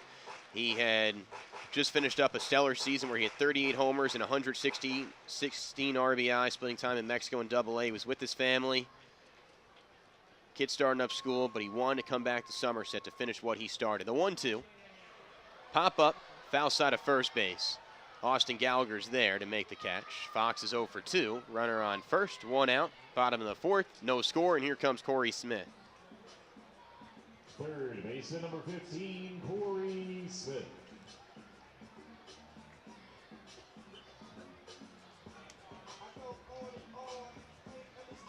Smith struck out swinging his first time up. You know, if this is one of our final few times to see Corey Smith play, just have to say it's been a privilege to watch this guy swing a wooden stick. He's been with Somerset since August 4th of 2012. Was with them all last year, was first team all third baseman, could win the MVP this year.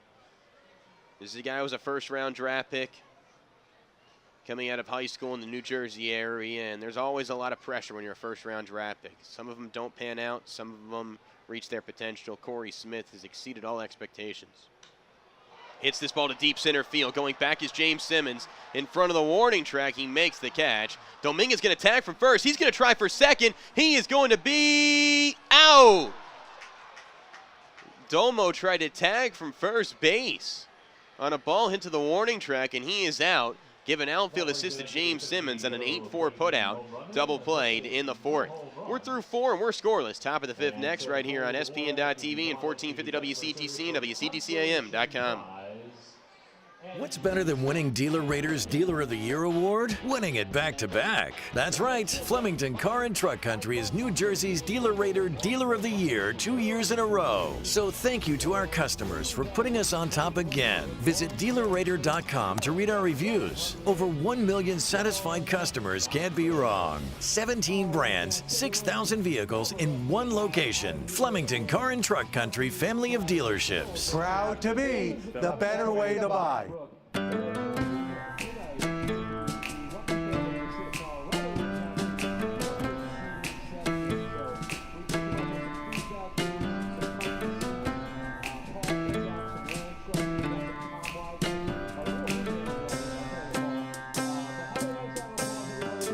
Hey, do you know where Dean from Fullerton is? View our full inventory of new Ford cars and trucks online at Fullerton. Bottom of the 5th, you don't need to record it. It's just for fun. Of academic medicine. He's just a busy guy tonight, that Tom McCartney. We got Tom to the left, Tom to the right. He's just all over the place.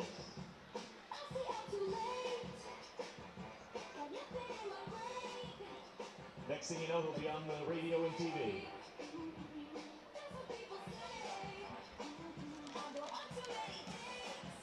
Jim Monto and Kirk Weber. Please go to customer service. Jim Monto and Kirk Weber.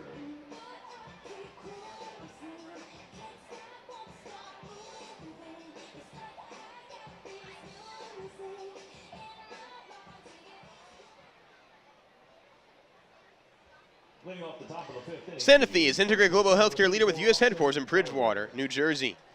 We work to prevent and treat the diseases we know about today as well as those we may face tomorrow. PNC is proud to support the Somerset Patriots. Stop by your local PNC branch or visit us at PNC.com to see how we can help you achieve PNC. For the Achiever in you, PNC Bank, National Association, member FDIC.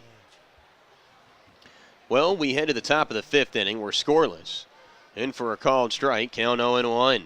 So in this game, we have now played, in this series, I should say, we have now played 13 innings of baseball, and only 2 runs have scored combined from either team.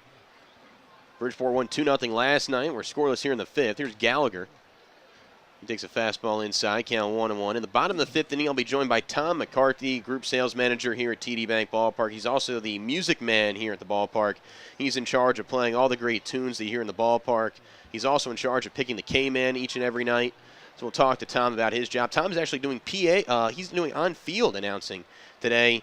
Our normal on-field host, Mike Pavlichko, had Football USA Today duties and could not make it. And our other host, Carrie Schreiber, is a grad student at Hofstra. She couldn't make it. So he's the 3rd string on-field host, and he's doing a great job. I think he's a 1st string. Pavlichko should be sweating right now. Tom's doing such a great job.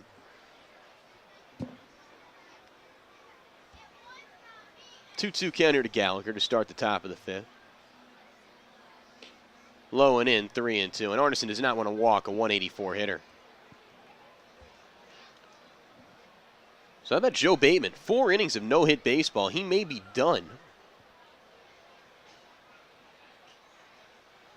The 3-2. Looper in a shallow left field. Tucker sprinting over. He's going to run, and he's going to make a diving catch in foul territory. Great athletic play by Johnny Tucker to slide right in front of the tarp area head first to make the grab. This is just his 2nd start out in left field. He looked like a center fielder right there. Great effort from Johnny Tucker. And Arnesen tips his cap to his good pal, Johnny Tucker. And Gallagher just befuddled as he walks back to the dugout. Here comes Juan Martinez. Juan 2 for his last 30, really struggling. Low and in, count 1-0. To the one and only. He really now is the one and only because the other Juan left to go play winter ball. That's Juan Rincon. So the only Juan left is Juan Martinez. Hits one down the third baseline foul. Count 1-1 to Juan. Now Juan used to play for Camden, but midway through last year he was traded.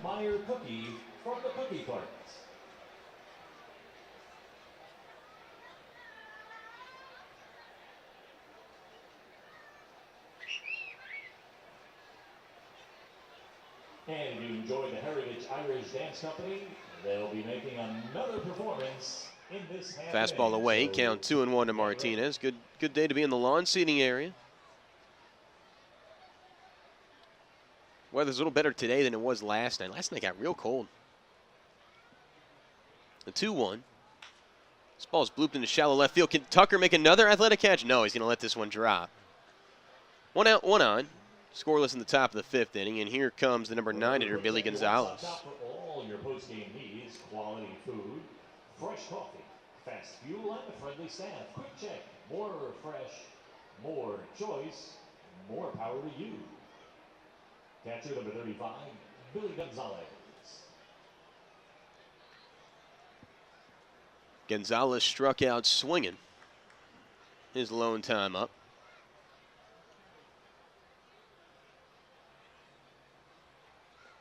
Breaking ball in for a called strike. Count 0-1. Billy, light hitting catcher, hitting just 170 on the season. 5'11", 190-pounder from Puerto Rico. Never played affiliated ball.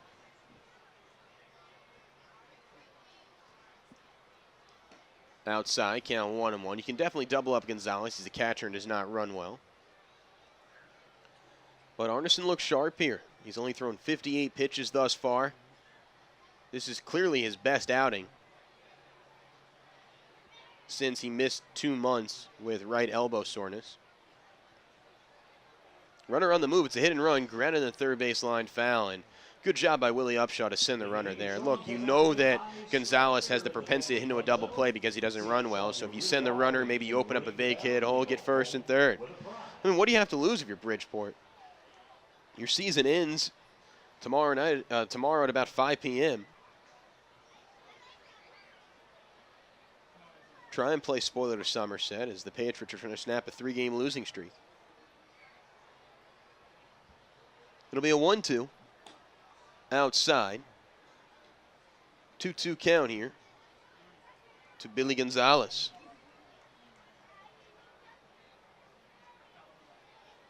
No runs on 4 hits for Bridgeport. No runs on no hits for Somerset. We're in the top of the 5th inning with 1 out and a runner on first. The 2-2 to the number 9 hitter.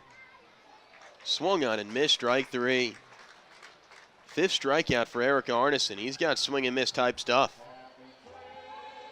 In fact, all 5 of his strikeouts have been swung on and missed. Does not have a strikeout looking. That means he just has stellar stuff. Can't even touch it if you try. Simmons has 2 of those 5 strikeouts. He's actually struck out twice, each on 3 pitches.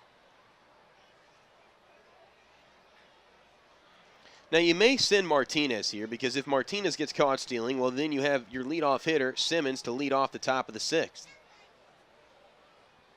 Runner does not go, slider away, count 1-0. So to me, I think it's a win-win situation. If you get in scoring position, well, then you have an all-star James Simmons batting with the go-ahead run 180 feet away. If you get caught stealing, well, then you have your leadoff hitter lead off an inning, and obviously you like Simmons leading off so much that he does it in the top of the 1st every night. Why not do it in the top of the 6th? The runner's on the move. It's a ball low and in. The throw to second is going to be not in time. It's almost like these guys watch ESPN.TV and listen to WCTC in the dugout. So he swipes second base. That's a good job right there. He had nothing to lose. So runner on second, 2 outs. And it's a 2-0 count here for Simmons.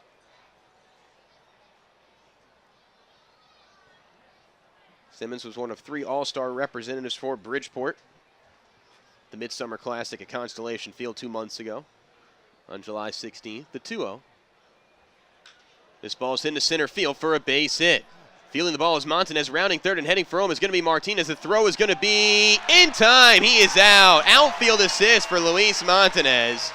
Ends the top of the 5th inning. We are halfway through this contest. Scoreless. Second half of the action next, right here on SPN.TV and 1450 WCTC and WCTCAM.com. Somerville Aluminum is a full-service home remodeling company. Our new state-of-the-art showroom provides our team with the tools they need to help you realize your dream home. Yeah.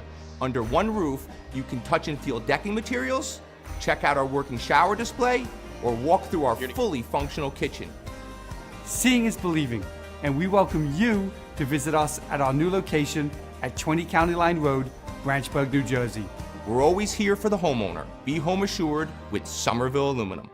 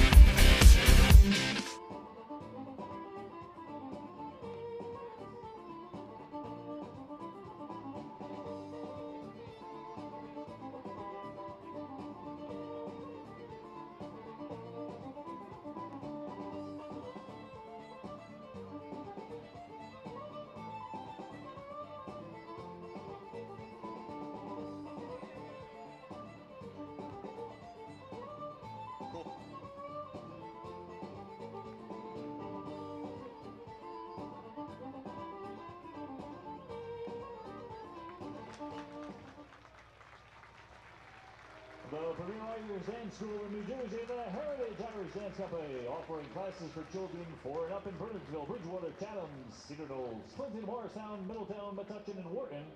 Visit their website, heritageirishDance.com, for more information. How about another big round of applause for the Heritage Irish Dance Company? Halfway through this contest, bottom of the 5th inning we go specifically. We are scoreless. I am Justin Answell, live in the Fullerton.com press box, and joining me is Tom McCartney, the outstanding music man here at TD Bank Ballpark, group sales manager here at the front office staff for the Somerset Patriots. Tom, thanks so much for joining me. This is a long time coming. You've been wanting to come on for a while. Yeah. We made it happen. Final regular season game on SPN.TV. I know. I tell you what, thanks for having me. I'm a little bit nervous, though. I mean, I've listened to the broadcast. You do a great job. I don't want to mess anything up on you. Is there a cough button or something I can hit if I need to? Well, what are you nervous about? You're doing on-field hosting today. You're doing a great job. A third stringer. Yeah, I think Pavlichko should be sweating a little bit. I think so. Yeah, I'm gunning for him. So, I tell you what, this place lets me wear a lot of hats. So it's a fun experience. Every night something different. Let's see. You've done PA announcing this year. You've obviously worked the music control room a lot. You're doing on-field hosting. You've done the slingshot toss. I think I've seen you. What haven't you done at TD Bank Ballpark? Now you're on SPN.TV. I know. Well, I think tomorrow they're going to bat me 4th. So Brett's looking to bat me clean up tomorrow. But no, I mean, I've done a lot of stuff here, and it's been a blast. I mean, I can't be thankful enough at the opportunities this place has given me, not just from my regular job, but all the other stuff they let me do too. Now you came here in 2012, right? I did. That was my first season. Me and you, we were rookies together. And it's been pretty cool to see this team grow. They didn't make the playoffs in 2012. They make the championship series last year. You think this team can hoist the hardware in the next few weeks? I hope so. I've had a good feeling all year. Last year I had a good feeling all year, and it was kind of heartbreaking at the end. But I mean, you look at what we've done recently. We put a 3-hitter into the lineup in the last week of the regular season. I mean, the pop this lineup has. You look at Fox, you look at Montanez, Corey Smith, Ty Wright, Darrell Ward. I mean, we got guys that can drive the ball, and I'm excited. 2-1 count here to Luis Montanez. The new pitcher is Kyle McMillan, so Joe Bateman is done after 55 pitches. He was working with a no-hitter, but he hadn't been stretched out, so he had to take him out here. So Somerset's still looking for their first hit. They've yet to score a run in this series through 13 innings thus far. 2-2 count to number 2, Luis Montanez, who just had an outfield assist in last half inning. Breaking ball low and in. Count 3-2. Well, last night, you were the one responsible for playing the Jake Fox walk-up song when he made his home debut, and you had an interesting twist to it, right? I was. Yeah, I wanted to add a little something special for Jake. He was a big player for us last year, and we missed him this year. So, yeah, I had a little I'm coming home to it. That was the Carmelo Anthony song, right? When he was traded from the Nuggets to the Knicks like 3 years ago. Yeah, I'm a big MSG watcher, so they used to play that commercial all the time, and wanted to throw Jake a little something extra. I think I threw him off there. You You definitely befuddled him. He mentioned on the pregame show that he was a little starstruck, but then once you play the Luke Bryan drinking beer and wasting bullets, he was extremely happy. See, if he did a home run there, he'd be asking for it every single at bat. So. You know baseball players, they are superstitious. You're also in charge of the K-Man here. How's your success rate been this year? Tell you what, 3 years, this is my worst K-Man streak. I think we're at around 55% right now. The first year I was at like 75%. I mean, 3 out of 4 I was getting them. So I don't say that's a knock on our pitchers, but the other hitters, they're getting better. They're getting on to me. Ground ball on the first baseline foul. Bottom of the fifth inning, nobody out, nobody on. 3-2 count to Montanez. Eighth pitch of the at-bat coming up here. Monty's putting up a professional bat against Kyle McMillan, who's just 24 years old at Kent State University. What would you say the hardest part of your job is? Hardest part of my job? Well, I mean, I talked about how many hats I wear. I mean, sometimes time management can be a little bit of an issue. There's, only so many hours in a day, only so many hours to get ready for a game. So lots to do. Time management for sure. It'll be a 3-2 here to Montanez. Line into center field. It's the first base hit of the game for the Somerset Patriots. There will be no no-hitter tonight at TD Bank Ballpark, and that is a good thing. And you show up real early. Why you have to show up at 9 a.m. during a game? Is that tough to work, knowing that you're really excited for a game that starts at 7 p.m. when you have to be in the office in a suit and tie at 9? Yeah, I mean, it's a little crazy. First, I'm going to point out that you've been here for 5 innings and we haven't gotten a hit, and I jump in the booth, first batter, boom. But yeah, I mean, it can get tiring sometimes. I mean, you leave here at midnight and you're back at 9, but it's an exciting job, and you got to be excited at all hours of the day for it. So. Righty on lefty matchup. Montanez over at first base. Bottom of the fifth inning. McMillan will go from the stretch. Wines fires, and Ward hacks the first pitch. Lines in the left center field. On the run is going to be Lewis. He'll haul it in. Monty stays at first. 1 out. I'm Justin Antwell. I'm joined by Tom McCartney, the group sales manager here for the Somerset Patriots. Tonight he's serving as the on-field host. He's run the music. He's Paul Spahala's backup PA announcer. And you're a graduate of Penn State. And how about those Nittany Lions? Beating Rutgers last week. And did they blank UMass or not? I didn't see a final on that. Yeah, I tell you what, the game started. We were up 40 points, so I don't know if we got the shutout. But I'm pretty confident in a 40-point lead, so I think we might have hung on there. You like the job James Franklin has done as the first-year signal caller in Happy Valley? I do. The guy is behind the school. He's out in the community. So far, we are 4-0, so, you can't really knock the job too much. Is it true the only reason why you got this job is because Pat McVeary also went to Penn State? That's the rumor. That's the rumor going around. So I came in a Penn State T-shirt. I led some chants throughout the office. And no, I tell you what, me and Pat are very outnumbered here. There's a lot of Rutgers fans. So we were fortunate to have won last week. Otherwise, we'd be facing some serious trash talk. Here's Ty Wright at the plate. Fastball away, count 1-0. Wright, he's like you. He's worn a lot of different hats this year. He's played right field, left field, DH, first base. Tonight he is in right field. So Wright's in right. That makes things a little bit easier. On deck is Adam Donnie. All right, tell me your favorite Somerset Patriot player since you've gotten here in 2012. That's a tough one. Doesn't have to be in the current roster. I've seen a lot of good guys. I will say I think the guy is on the current roster, though. Aaron Eggleston. Love what he's done. Love the way he approaches it. He's a grinder. Works the counts. Plays a great left field. I kind of felt for the guy when he was struggling a little bit at the beginning of this year, but he's bounced back nicely, and I'm a big Eggy fan. It'll be a 1-1 here to Ty Wright. Montanez on first.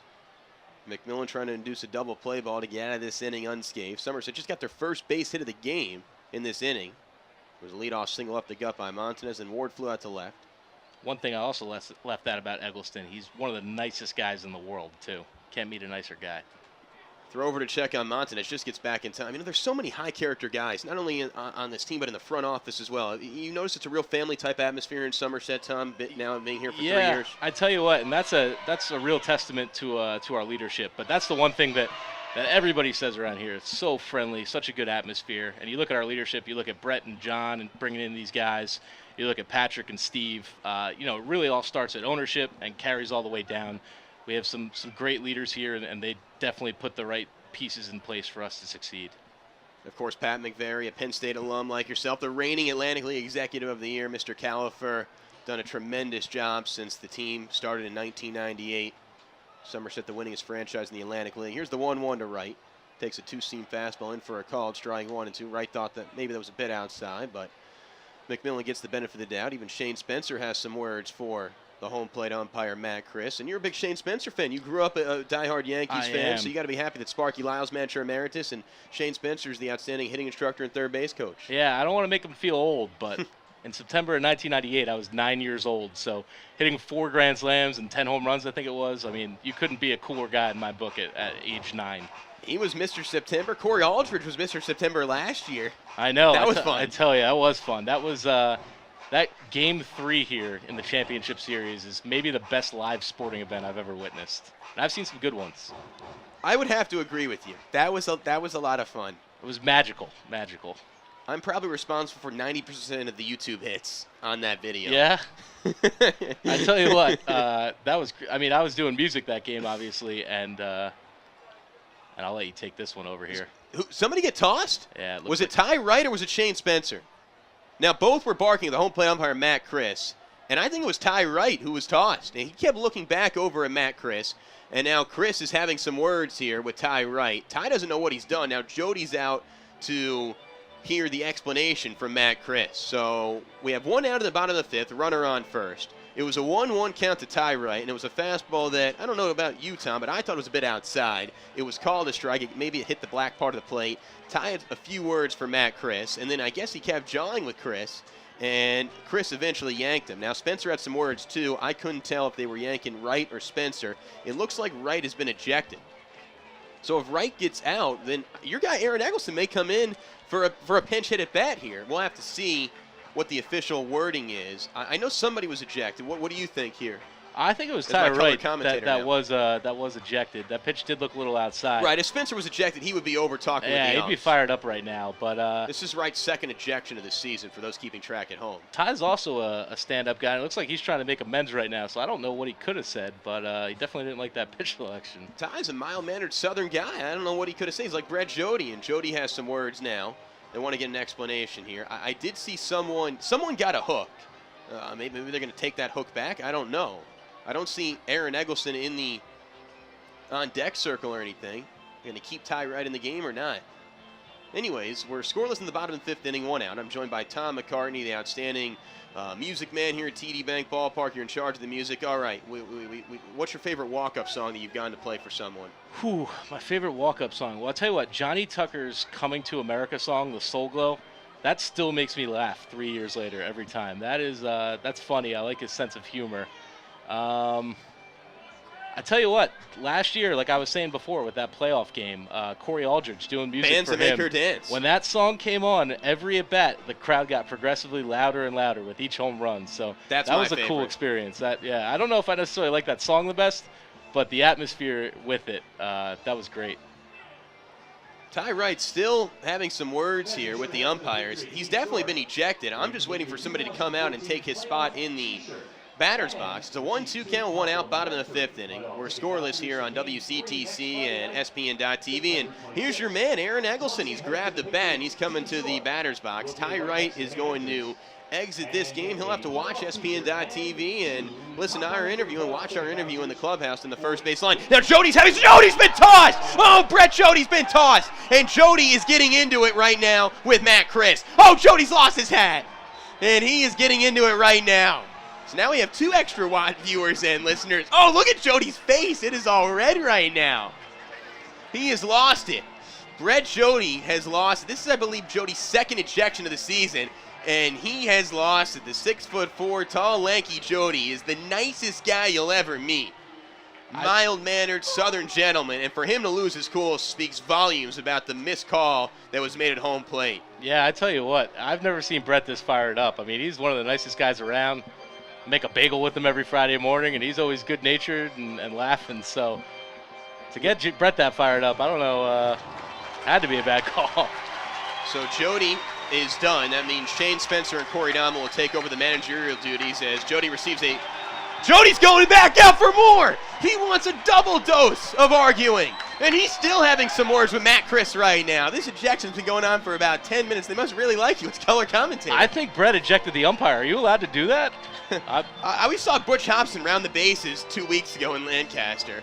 So Jody and Ty Wright have both been ejected on a ball that was outside that was called a strike. It's a 1-2 count, 1 out. Aaron Eggleston will take over. Jody's going to make his way through the concourse and to the home clubhouse. He's going to pull out his iPad and watch ESPN.TV the rest of the way since he can't come back out in the dugout. And Ty Wright will join him, surrounded by the iPad. Kyle McMillan, this ejection took so long, he's going to throw some warm-up pitches. Aaron Eggleston will come in. We're joined by Tom McCartney. Yeah, Tom, anything to say? I was going to say, ESPN's probably on a little bit of a delay, so we said some good things about Brett there. I think he'll be happy with that. But And you have to love the passion. I mean, this is a team, Tom. Look at everybody's in the top step of the dugout right now. This is a team that's clinched a playoff berth since July 1st, and they're treating this game like it's Game 5 of the championship series, despite the fact that the next true, quote-unquote, real meaningful game will either be Tuesday or Wednesday. I love this team. I mean, they go at 100 miles an hour all the time. Doesn't matter who they're playing, what the scenario is. It's all guns blazing at all times. And now Donnie just had some words with Matt Chris. And there's Aaron Eggles, and there's your favorite player. So you want to do some play-by-play right now, Tom? This is your favorite guy. I can do that. Well, let's do it. All right. All right. Take it away right now for this at-bat. Here you go. All right. So in steps Eggleston. He's going to take over a 1-2 count on the Ty Wright ejection. We have a runner at first base, 1 out. Still waiting on the umpires to regain their position here. We have a stat line on Eggleston. He's a 253 hitter with a homer and 25 RBI. All right. 253, an impressive average for a guy who started off as slow as Eggy did. I know. You like this walk-up song? Eggy, vibing a little Iggy? I do. I tell you what, this gets the crowd into it. It makes my job easy on a nightly basis. So Eggy will step in here. Off the plate, he's facing a right-handed pitcher. Eggy gets right on top of the batter's box there against lefties. First, well, that's not a pitch. That's going to be a pickoff attempt. I want to make sure Montanez is awake over there. That ejection was about 10 minutes long as Wright and Brett were ejected. You got to support the move there. Good gamesmanship by the Bluefish here. So here's the 1-2 pitch. This one's going to be taken for a strike, so Eggleston will not be around, but Montanez will steal second on that play. And that strikeout's going to be charged to Ty Wright since he was up with a 1-2 count for those keeping score at home. Here comes Adam Dunning. I'd say good job on the play-by-play. You want one more batter? I'll do one more Let's batter. go. Yeah, let's see what we have. Does that mean you ran out of questions? Is that what this means? No. I mean, we can ask you, do you like Gangnam Style or the Cha-Cha Slide? I'm just teasing you. What do you like more? Before you get back to play-by-play, what's your favorite kind of pump-up crowd song? Gangnam Style? Favorite? You know what I'm talking about, the Cha-Cha Slide, Yeah, well, I tell you what, I play Cotton Eye Joe. I play Cotton Eye Joe every night. I love Cotton Eye Joe. I'm a country music fan, and it's got some roots there, I guess you could say. You're a Billy Joel fan, too, didn't you? I am a Billy Joel fan, yeah. My voice is a little hoarse. Me, Brian Owicki, and former employee Josh Malikoff were cheering it on. So cheering him on Wednesday night. So in will step Adam Donahue here. Adam is catching tonight with a 277 average. The first pitch will be taken outside, ball 1. How about the renaissance year for Adam Donahue? This is a guy, we've seen him since we grew in this organization, 2012. Every year gets better. It's been incredible. The power numbers have gone up. The average has gone up. RBI. It's a little down now, but you had a 290 catcher just a month ago. It was crazy. Second pitch will also be taken outside. The count will go to 2-0, 2 outs. Montanez still on second. And, Tom, this is a guy who's been banged up for a majority of the year with ankle and toe injuries, too. Yeah, I mean, he's a guy you can throw out there every day. He's a tough guy. He's behind the plate for all 9 innings. He's been big for us. This ball will be swung on and lofted out to center field. Looks like they're going to make the catch, and that's going to put my time to an end here, isn't it? Tom, fantastic stuff. We love you so much that Brett and Ty intentionally got ejected so we can talk to you longer. All right, thanks so much for having me, Justin. Success. Keep doing the great job you're doing. That was Tom McCartney, the group sales manager, music man, PA announcer. Guy wears so many hats. Don't have enough time to tell you all about his titles. Fantastic job on play-by-play as well. We're through 5 innings. We're scoreless. Top of the 6th we go on ESPN.TV and 1450 WCTC.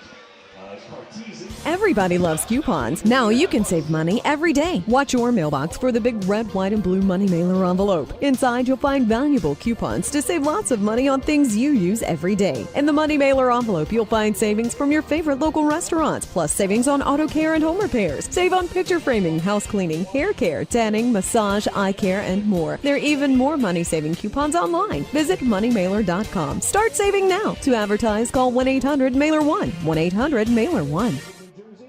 I got a 12-game mini plan. I mean, it's big, but it's a mini plan, but this is big. Same seat, your seat, all 12 games. Sparky promises. You can choose fireworks. Or any 12 games. It's up to you. You miss a game? It doesn't matter. You can exchange them for any other game. Anytime. And with the mini plan, one of the cool things, you can take batting practice on the field. He can't hit. With all of that, what are you waiting for? Get it today, right? Today. Win. Moving from left field to center field is Johnny Tucker. Moving from center to right, Luis Montañez. And taking over in left field, Aaron Eggleston.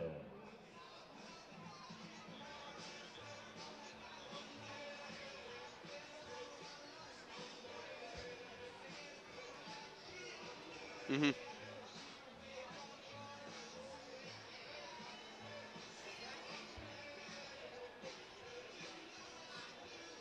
Leading off the top of the 6th inning, the third baseman, Sean Burrows. Okay.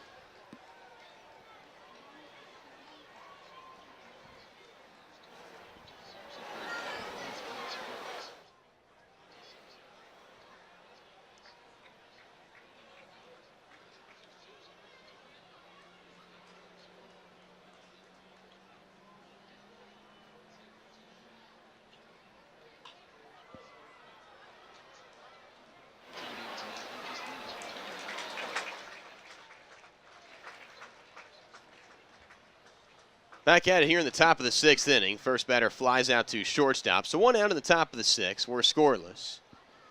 Let's tell you about NJ.com. Visit NJ.com, the #1 source for news and information about New Jersey and our communities, from our schools to our streets, our city halls, high school sports and pro sports, small news, big news, true Jersey all the time at NJ.com. Thomas Esparto Roofing, LLC, is your local roofing experts, proudly serving Somerset County. Call us today at 732-560-8311 or visit us online at thomasballardoroofing.com. Through 5 innings, we're scoreless. 5 hits for Bridgeport, just 1 hit for Somerset. Somerset has more ejections than hits. Ty Wright and Brett Jody have been ejected.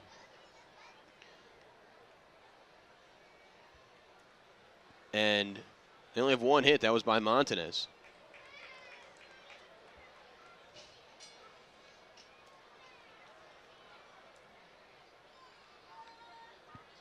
Oh, 1 count here to Fred Lewis. Lewis, an ex-big leaguer with the Mets, Blue Jays, and Giants.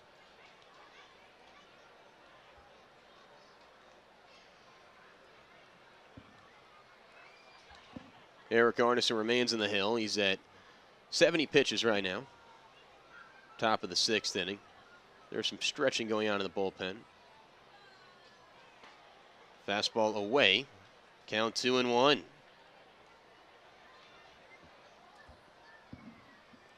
But this is clearly Arnesen's best start since he had that right elbow injury that forced him to miss 2 months. Fastball in for a called strike, count 2-2. Lewis thought that was too far inside.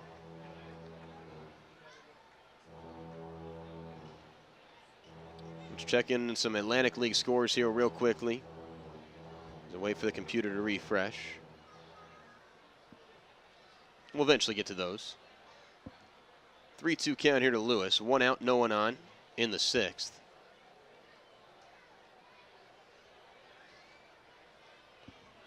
Scoreless. Great stuff from Tom McCartney last half inning. The payoff pitch. This ball is cranked into left center field. It's going to get down for a base hit. Johnny Tucker's going to split the outfielder's roll all the way to the wall, and he's going to cut the ball off as Lewis gets himself a double with 1 out here in the 6th. And he represents the go-ahead run. Once again, fans, a reminder that Ford Motor Company is the sponsor of the 2014 Patriots season and the Barnstormers lead the River Sharks 8-2 in the 7th. So it looks like Lancaster's going to win, and the Revs lead the Skeeters 3-0 in the 7th. If those 2 scores hold up, Somerset will still not know where they're going until the final day of the regular season, which is tomorrow. Crazy. So here's Ramon Castro. Arnesen's worked around 6 hits thus far. Looks like it's Matt Zielinski warming up in the bullpen. Ground ball weakly at the short. Meso's going to field it, look back the runner, throw to first in time, 2 outs. And here comes Casper Wells. Wells is 2 for 2. Now it's Dommel and Spencer that are taking over the managerial duties. So it's up to them to decide when they want to take out pitchers. I'm sure Dommel will run the pitching staff, and he'll make the moves. In terms of if you want to use a pinch hitter or something, that'll be Shane Spencer's decision. So it'll be a team effort.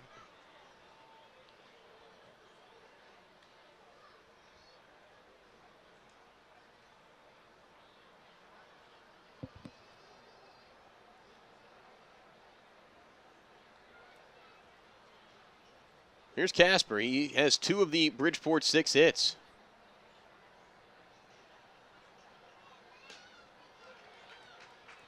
First pitch called a strike, count 0-1. There you see Dommel. He's got the blue pullover. The arms across the railing. Foxbauer, the volunteer assistant's also probably going to help out with managerial duty. Shane Spencer on the top step with the batting helmet and high dark black socks.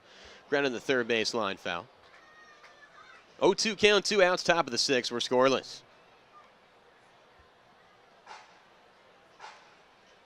Fred Lewis has very good speed on second base. Any ball hit to the outfield. Bridgeport could score. They tried to score last half inning on a 2-out single, and Montanez threw out a runner at the plate. The 0-2 here to Wells. Breaking ball called, strike 3. Down looking goes Casper. 6 shutout innings from Erik Arnesen in his final start of the regular season. Stellar work from Arnie. We head to the bottom of the 6th, all evened up at 0 on SPN.TV and 1450 WCTC and WCTCAM.com.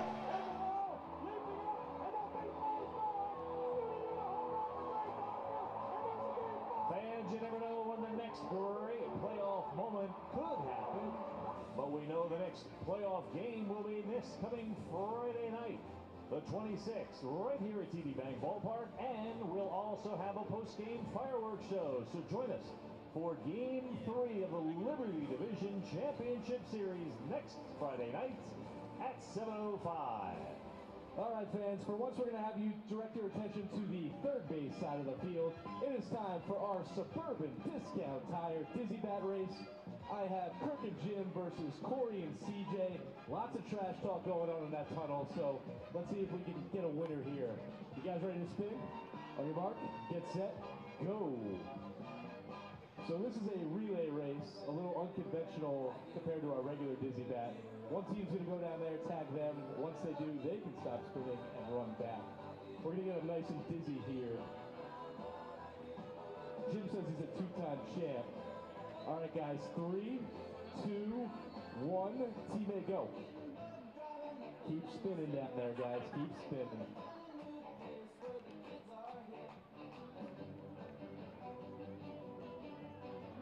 And Kirk and Jim are going to take this one. Jim told me before this he's won this twice already, so this is going to make him a 3-time champion.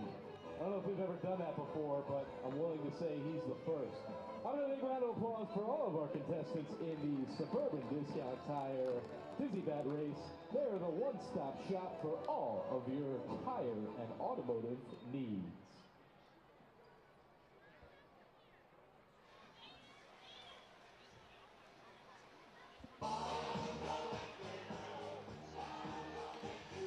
Trune Associates, sponsored the lawn scene area at the ballpark. At Trune Associates, you'll find more than a wide variety of competitive insurance products. You'll find people understand your needs. Trune Associates is a team of licensed professionals who care about their clients.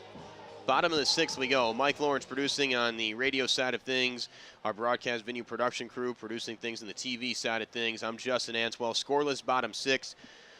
Bottom line, Somerset has had more ejections than hits. 2-1.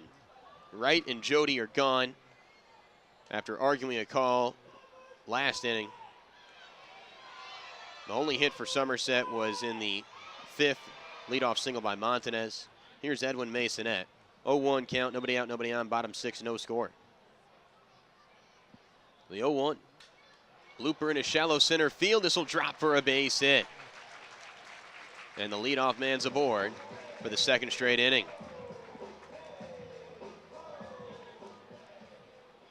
Johnny Tucker think about laying down a bunt here? Tucker laid down a bunt single in last night's 2-0 loss. It was a beautiful bunt that he pushed down the third baseline. Let's see if he tries to bunt here.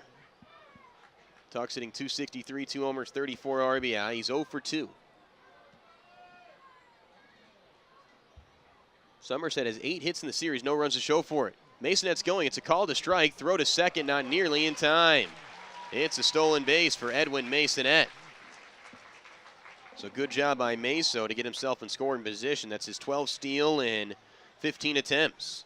So now you have a runner on second, nobody out. Would Tucker think about bunting here to get Meso to third with 1 out? Or do you just let him swing away and try and hit the ball to the right side and move Meso over to third with 1 out? Scoreless bottom 6. This is Somerset's best chance. Runner on second, nobody out.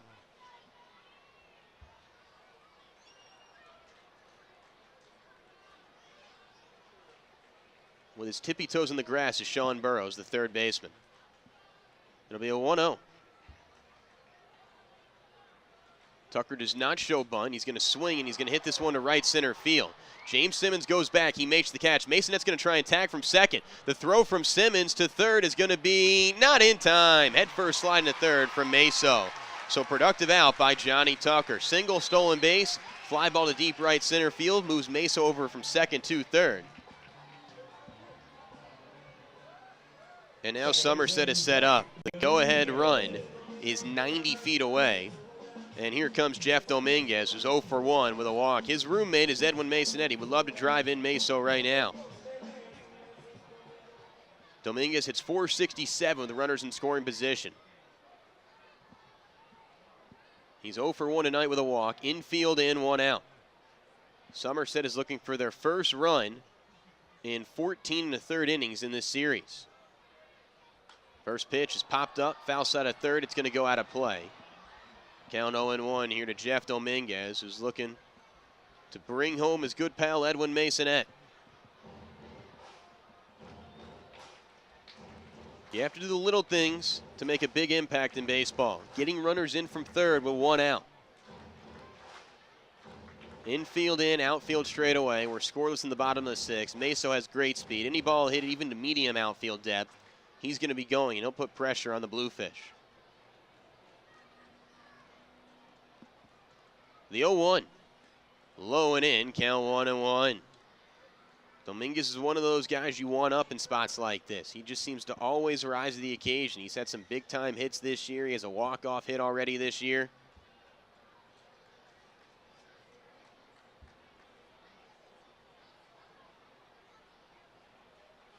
The 1-1. Low and in, count 2-1.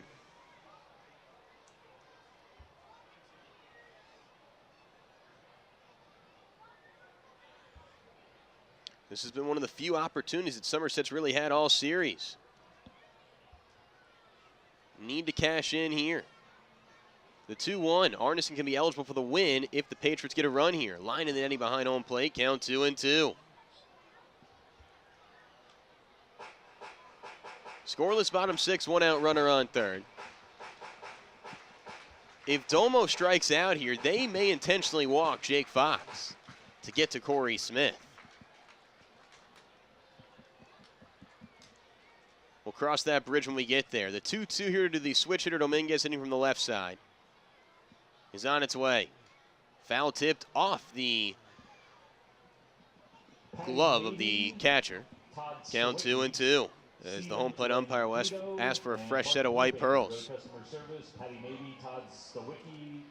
Jeff Dominguez, it's .467 with runners in scoring position. Hitting .278 in the season with 3 homers and 25 RBI. Looking for RBI number 26 right now. As Somerset's trying to break this scoreless tie here in the home half of the 6th. Righty pitcher, lefty batter. Infield in, 2-2 count, 1 out. Meso on third. McMillan from the windup. Fires. Leinert in the left field line, foul again. Dominguez worked a 10-pitch walk his last time up. This will be the 7th pitch of the at-bat coming up.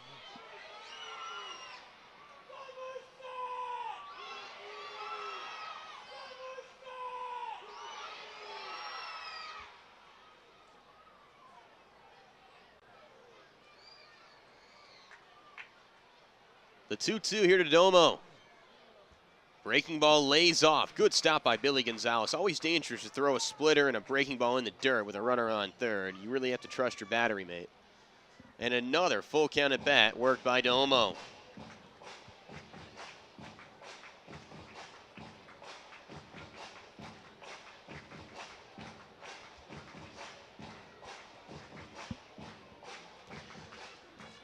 Payoff pitch here, infield in, 1 out. This ball is grounded to first, and it's fielded by Gallagher. He's going to step on the bag himself and look back the runner. An unproductive out by Jeff Dominguez. Good play by Austin Gallagher, the first baseman, to glove the ball, nearly colliding with his second baseman, to get the ball, look back the runner Meso, and then step on the bag.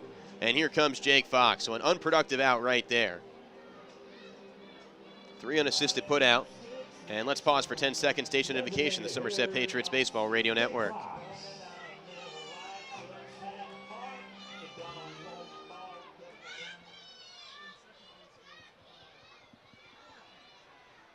Well, this is why the reigning Atlantic League MVP came back. 2 outs, runner on third, scoreless in the bottom of the 6th. Fox has hit safely in his first 3 starts. He's 0 for 2 tonight, though. Fastball away, count 1-0. Infield back plays to first. Fox is 116 RBI this year in 138 games. The 1-0. Ground ball to short. Fielded by Martinez. The throw to first is in time, inning over. Runner on third, 1 out, and the 2 and 3 hitters cannot bring home Masonette. Through 6, we are scoreless. Top of the 7th next here on SPN.TV and 1450 WCTC and WCTCAM.com. Winning. Extreme winning. Winning. Extreme winning. Play the New Jersey Lottery X games and multiply your cash prize 5, 10, 20, even 50 times with a top prize of $1 million. Now that's extreme winning. Get your tickets today and give your dreams a chance. Hey there, can I help you? Sorry. Hi. We need a new family plan. How about 10 gigs of data to share and unlimited talk and text? Oh, 10 gigs sounds pretty good. Yeah, really good. And for a family of 4, it's $160 a month. What? Get out of here. Sorry, are we still doing the whisper thing, or? Oh, sorry. Yes. We'll take it. Introducing our best ever family pricing. For instance, a family of 4 gets 10 gigs of data with unlimited talk and text for $160 a month, only from AT&T.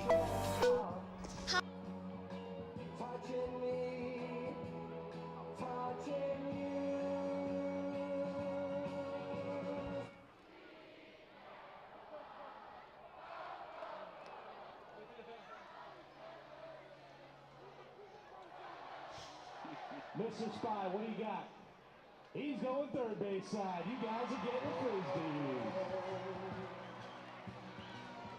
Fans, these frisbees are brought to you by Xfinity, your home for the most live sports. I mean, they added the So Goods on their own. I mean, that was just extra effort. They also have more beer carts on that side.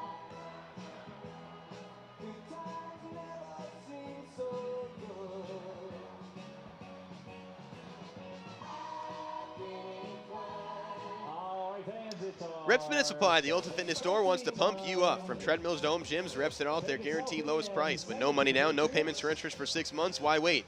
Experience Reps' huge 5,000 square foot showroom on Route 22 East in Somerville today and save. We are through 6 innings of play here from TD Bank Ballpark. This game's kind of taking a while for a scoreless game. We're on pace for a 3-hour game, which is kind of odd. You would think a scoreless game would be flying by, but we had a 10-minute ejection delay when Wright and Jody were tossed in the bottom of the 5th inning. New pitcher in the game for the Somerset Patriots, Matt Zielinski. Arnesen's done after 78 pitches. The southpaw Zielinski comes in on the season. We'll tell you about Matt Zielinski in a moment, but he began the year as a starter and then as a reliever. In for a called strike, count 0-1. But the southpaw began the year as a reliever. Then he became a starter when Moran was ineffective, and he ended up starting the All-Star game. He's putting up very good numbers this year. ERA in the mid-3s. The 0-1, low and in, count 1-1. And, you know, Zielinski's going to be valuable, particularly if you play Lancaster, because you need lefties to neutralize that short porch out and left. Zielinski this season, 10-7, 3.22 ERA, 148.1 innings pitched, 143 hits allowed, 81 Ks, 32 walks. Opponents hitting .235 against him. Here's Joe Mather, the batter. He's responsible for only 2 runs in the series. And he hits this one at deep left center field. Going back is Tucker at the warning track at the wall. He leaps, and it's off the top of the wall. Playing the ball off the wall is going to be Tucker. Mather's going to cruise into third with a stand-up triple. So Mather had the 2-run homer last night. He leads things off with a triple here in the top of the 7th inning. Nobody out. Infield comes in. Here comes Austin Gallagher, who's 0 for 2.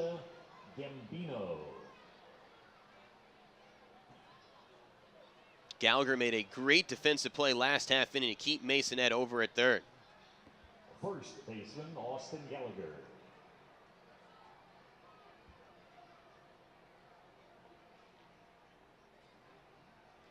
Infield has to come in here in a scoreless game in the top of the 7th. Lefty on lefty matchup, so the matchup favors Matt Zielinski. Gallagher just hitting 184. But all you need right now is a sac fly if you're Gallagher. Fastball up and away, 1-0.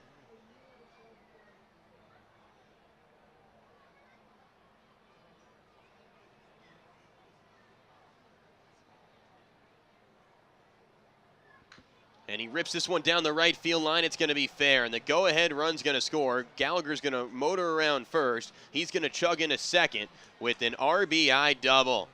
So a triple and then a double off Matt Zielinski after Arnesen had thrown 6 shutout innings, and the Bridgeport Bluefish have scored the first run of this ball game here in the top of the 7th, 1-0. Shuts up, Juan Martinez.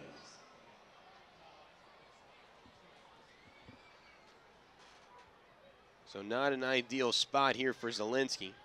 Now you need to keep the deficit at 1-0. Fastball up and away, count 1-0. Martinez may try and bunt here to move Gallagher over to third. Lefty on righty matchup. Martinez had been 2 for his last 30 until that single in his last at bat. He bunts this one behind home plate foul, count 1-1. By the way, a happy birthday to Jared Beatrice. Happy birthday, Jared Beatrice. So Arnesen will get the tough luck no decision. 1-0, Bridgeport leads. 1 run on 8 hits. I mean, Bridgeport's had ample amount of opportunities to cash in. They finally did.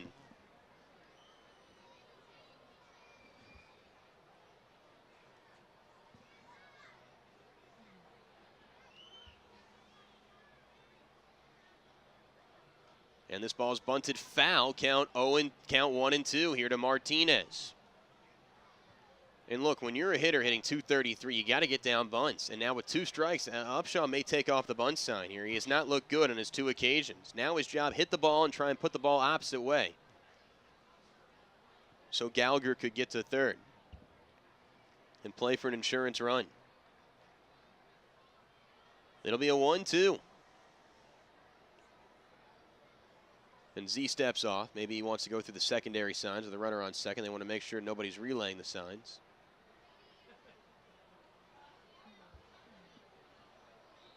The pitch.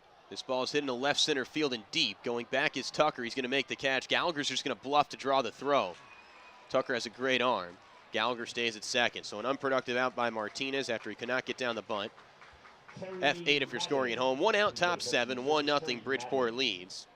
And here comes Billy Gonzalez, the number 9 hitter, who has 2 strikeouts, looking to avoid the hat trick of K's.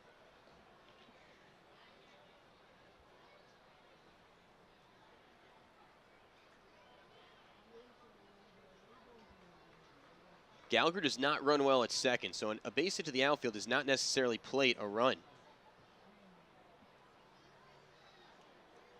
Because also with 1 out, he's not going on contact. With 2 outs, maybe he scores.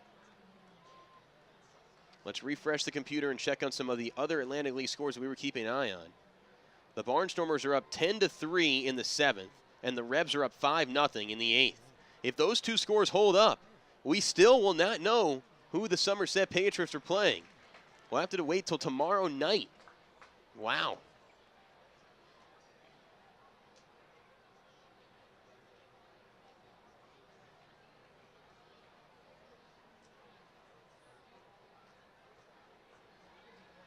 The 0-2. Outside, count 1-2.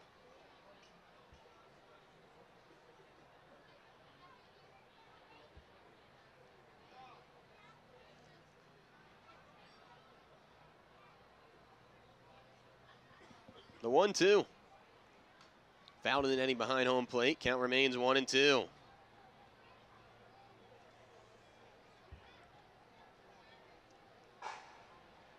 Unbelievable. We may not find out where we're going until tomorrow night around 6:30, 7 o'clock.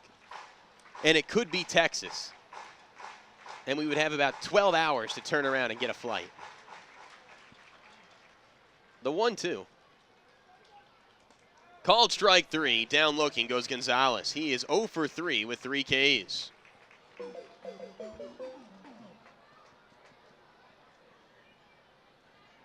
Number 7, James Simmons. And here comes Simmons. There is some activity in the Bluefish bullpen. It's a righty warming up.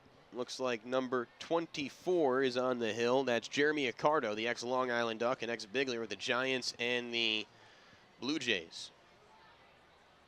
2 outs, runner on second. 1-0 Fish lead thanks to the Gallagher RBI double to bring home Joe Mather, who led off this inning with a triple. Fastball up, count 1-0. Simmons is 1 for 2. He had that single in the 5th, and Montanez fielded the ball and threw out Martinez at the plate to keep the game scoreless at the time. It was a great web gem throw and good swipe tag provided by Don.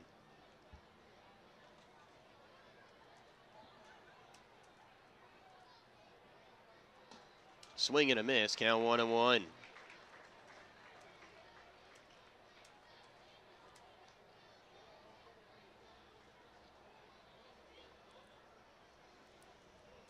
It'll be a 2-0 here to Simmons. The Patriots realize they're going to have to look for their 40th come-from-behind win of the season. The 2-0. Hit down the third base line. It's going to be fair. And Gallagher's going to easily score from second base. Simmons is going to try and motor into second. He is going to be out. Good outfield assist from Aaron Eggleston, who came in for Ty Wright when Wright was ejected in the 5th. But the run does count. It's now a 2-0 ball game as we head to the bottom of the 7th inning. Get up and stretch your extremities if you're listening or watching on your couch at home on SPN.TV and the New Talk Radio 1450 WCTC and WCTCAM.com. Hi, sorry, we're closed. What? I need help with my deposit. The bank has rules. It's really quick. I can't hear you. I promise I'm gonna be really quick. I can't hear you through the glass. I'll be quick. You'll be quick, that's what you just said? Yes. I'm sorry, I can't hear you. We're closed. You know what? Okay, that's... Hey, sir, okay. It's time to bank human again. That's why TD Bank has the longest hours and even stays open an extra 10 minutes for when you run late. TD Bank, America's most convenient bank. Whoa, Spark, you know I don't like computers, right?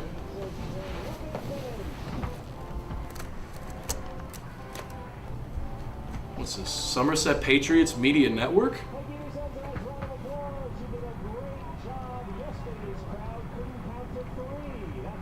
Whoa! Oh, that's awesome! Do you mean I can watch all these shows about the Patriots? And I can even catch live games? And all I gotta do is type in spn.tv? And it'll even work on this mystical device right here? Oh man, that's awesome! I could watch this all day. Woo!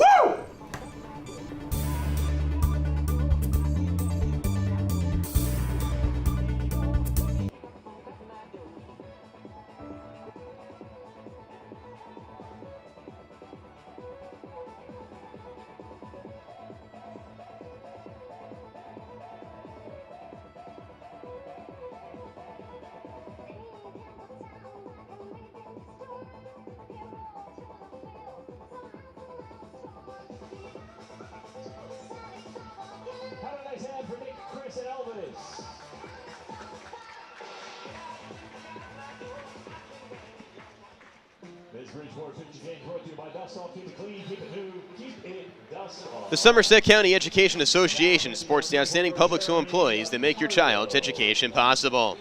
When you want to rock your cut on your schedule, just call your favorite Supercuts. We've got a call-ahead service like a backstage pass. Get in the waiting list before you even come in. It's called Supercall. Check out supercuts.com to find your nearest Supercuts to rock the cut wherever you want. Supercuts, a cut above the rest. Well, we head to the bottom of the 7th inning. Patriots are down 2 runs. They're down to their final 9 outs. They're just first off trying to get their first run of the series. They've gone 15 straight innings without a run. In for a called strike.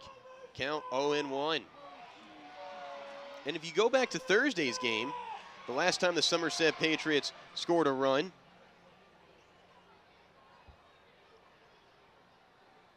you got to go back to the 4th inning.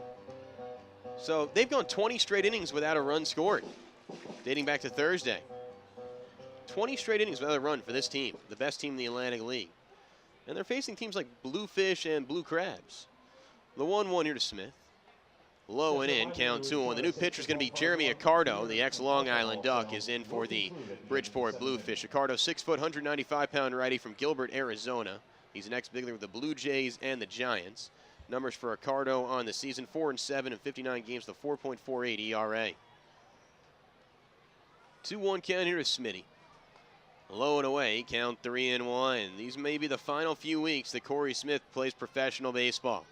He has hinted that he may hang up the spikes at the end of the 2014 campaign. Hopefully that will be sometime in October during the championship series.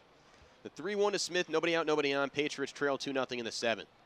It's poked down the right field line. Gallagher giving it a look, but it goes out of play, foul. Count 3-2.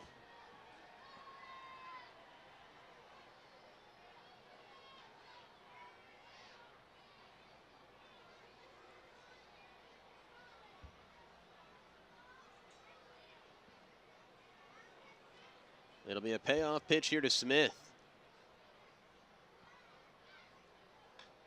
Foul behind home plate, will do it again. You know, Smith has to love having Fox in the lineup. It just gives him some protection as Fox sits in front of him.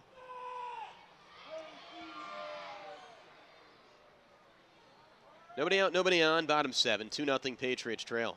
Somerset's getting out hit 9-2, but they're still in this game. Need a bloop and a blast to get back in it. Foul tipped into the middle of Billy Gonzalez, strike 3. Smith strikes out for just the 61st time this season. You know, he has more walks than strikeouts this year. That's never happened in his illustrious career.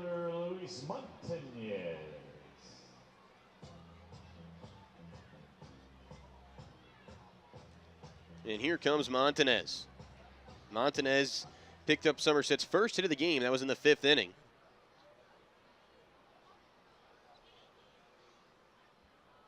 The only other hit was by Edwin Masonette in the 6th.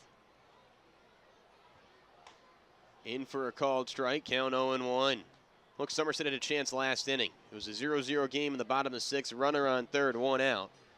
And Dominguez and Fox could not bring home Meso. Monty leads the team in home runs with 17. Fouls this one in the netting behind home plate, count 0-2. In fact, the last time the Somerset Patriots scored a run, it was the 4th inning on Thursday when Monty hit a 2-run home run. Suite levels are packed tonight. Capacity crowd on hand on this Saturday evening. We'll have fireworks after the game, win or lose. Somerset hoping for their 40th come-from-behind victory of the year. It'll be an 0-2 with 1 out, bottom 7. Patriots trail 2-0. Low and away. Congratulations, you can head up to the Red Bank Veterinary Hospital. Count 1-2. Sue Bruo, head on up to the Red Bank Veterinary Hospital table behind 201.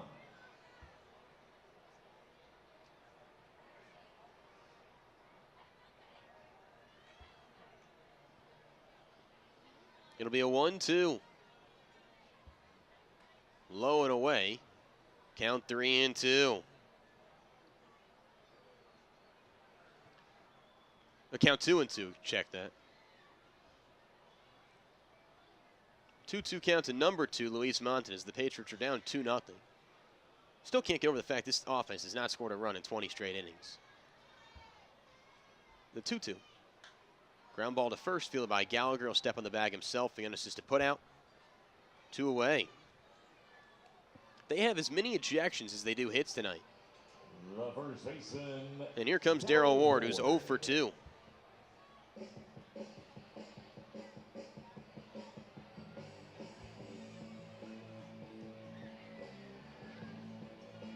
On deck is Aaron Eggleston. Remember, it was supposed to be Ty Wright, but Wright was ejected in the 5th inning for arguing balls and strikes, and Jody was right behind him arguing as well, and he was tossed.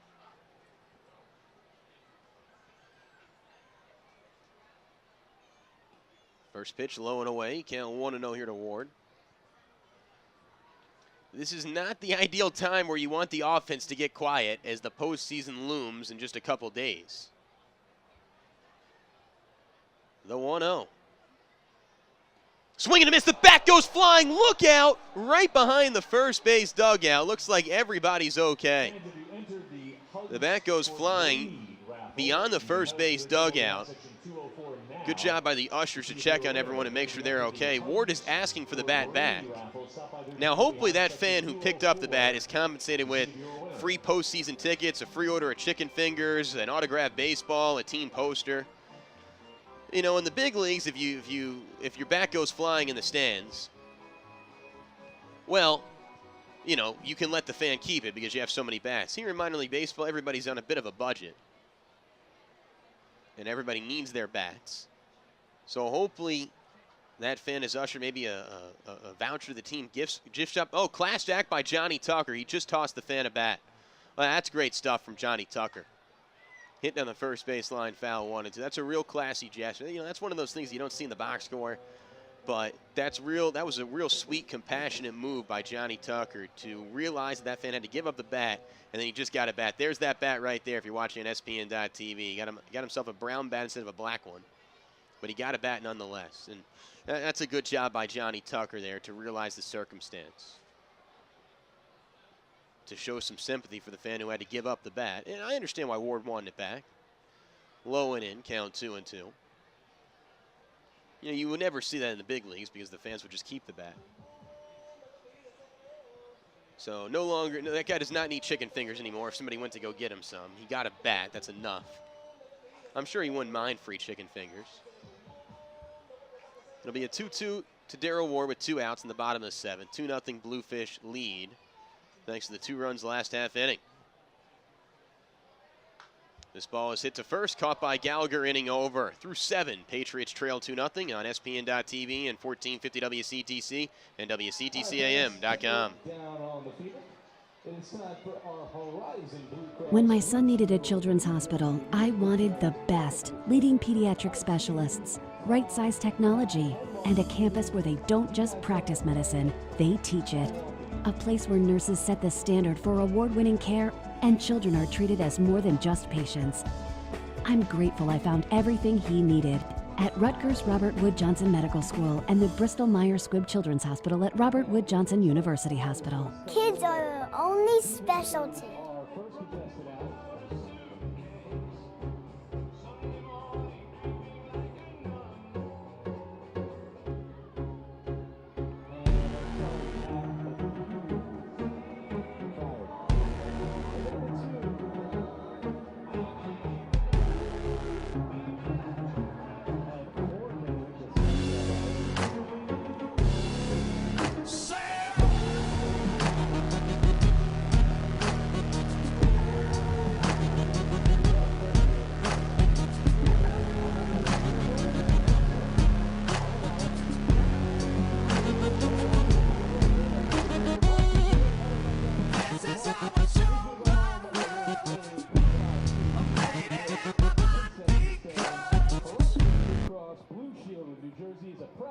The Somerset Patriots.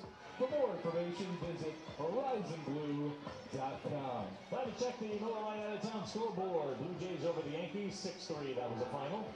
Mets lead the Braves in the 6th. Tigers beat the Royals. Astros lead the Mariners.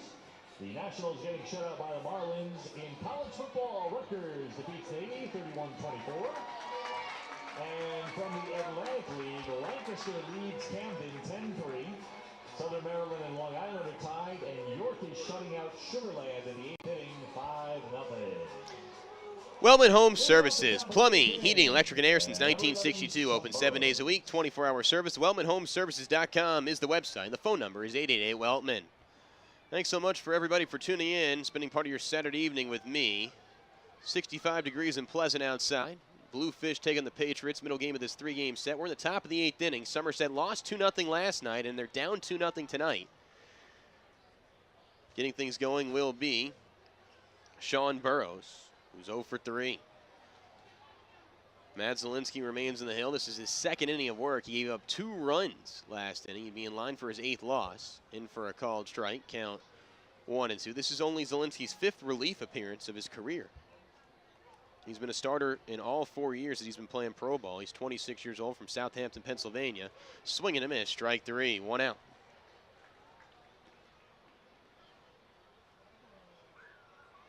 And here comes Fred Lewis. Number 36, Fred Lewis. Jody and Dommel have yet to decide on a pitching rotation. You know, Zielinski could be up there. Yeah, I really think it just depends upon who Somerset plays. And right now, if the Lancaster and Sugar Land scores hold up, we still will not know who the Patriots will be playing. It may come down to tomorrow night after the Skeeter game, which should end about 6 to 6:30 p.m. Eastern time. And we quickly have to book flights. In for a called strike, count 1-1. Lancaster would have to win tonight and tomorrow, and Sugar Land would have to lose tonight and tomorrow for Somerset to play Texas. Swing and a miss, count 1-2. Any other scenario, 1 Sugar Land win the next 2 days, or 1 Stormer loss the next 2 days, and then Somerset would play the Barnstormers. The 1-2. Low and away. 2-2 count, 1 out, no one on, top of the 8th. 2-0 Bluefish lead.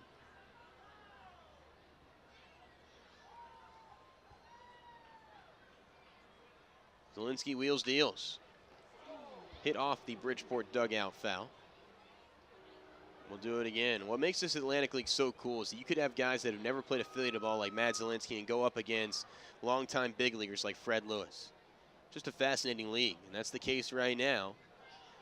Zielinski has either been in the Frontier League or the Atlantic League, and Lewis, this guy has a Major League Baseball cycle under his belt.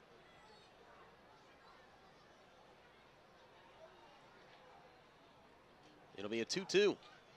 Swing and a miss, strike 3. Back-to-back Ks by Z to start the top of the 8th. Good bounce-back inning thus far.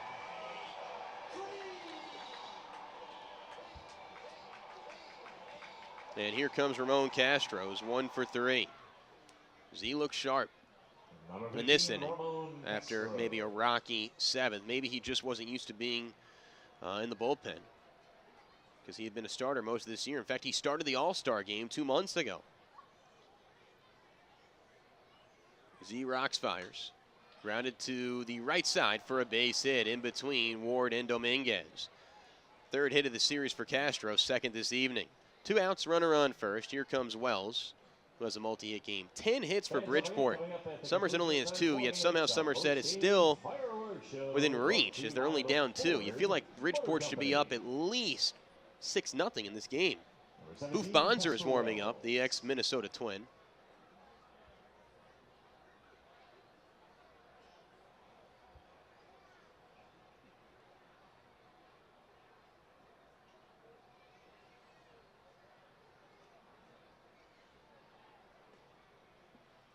Low and in, count 1-0.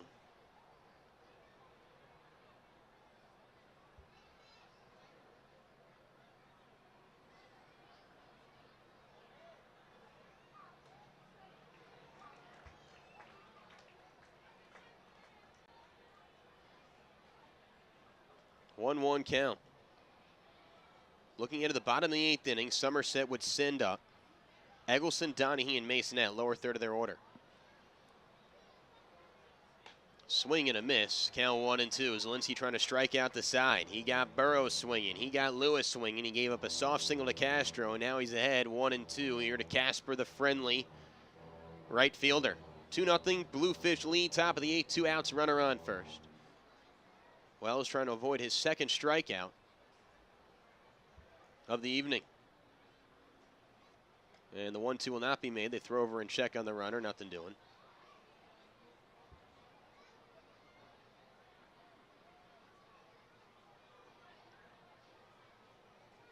The 1-2. Foul tip just into the netting of, into the netting behind home plate, I should say. And we'll do it again. Fireworks after the game. We'll have a brief post-game show, win or lose.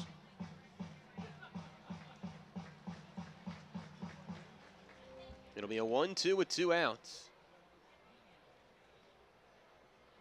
The pitch golfed into shallow right field. Backpedaling is going to be Jeff Dominguez, and Domo's going to drop the ball in foul territory. Tried to make a basket catch, and he dropped the ball.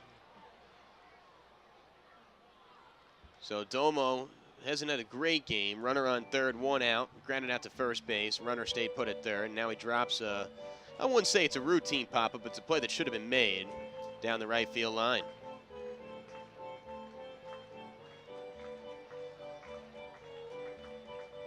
So the inning continues. There you see Dominguez. He's just hoping that Zeke can pick him up right here. Nothing would feel worse to Dominguez than if this inning continues to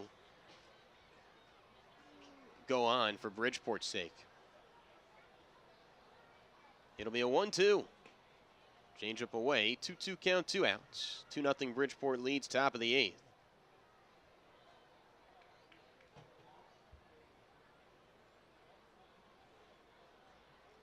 The 2-2.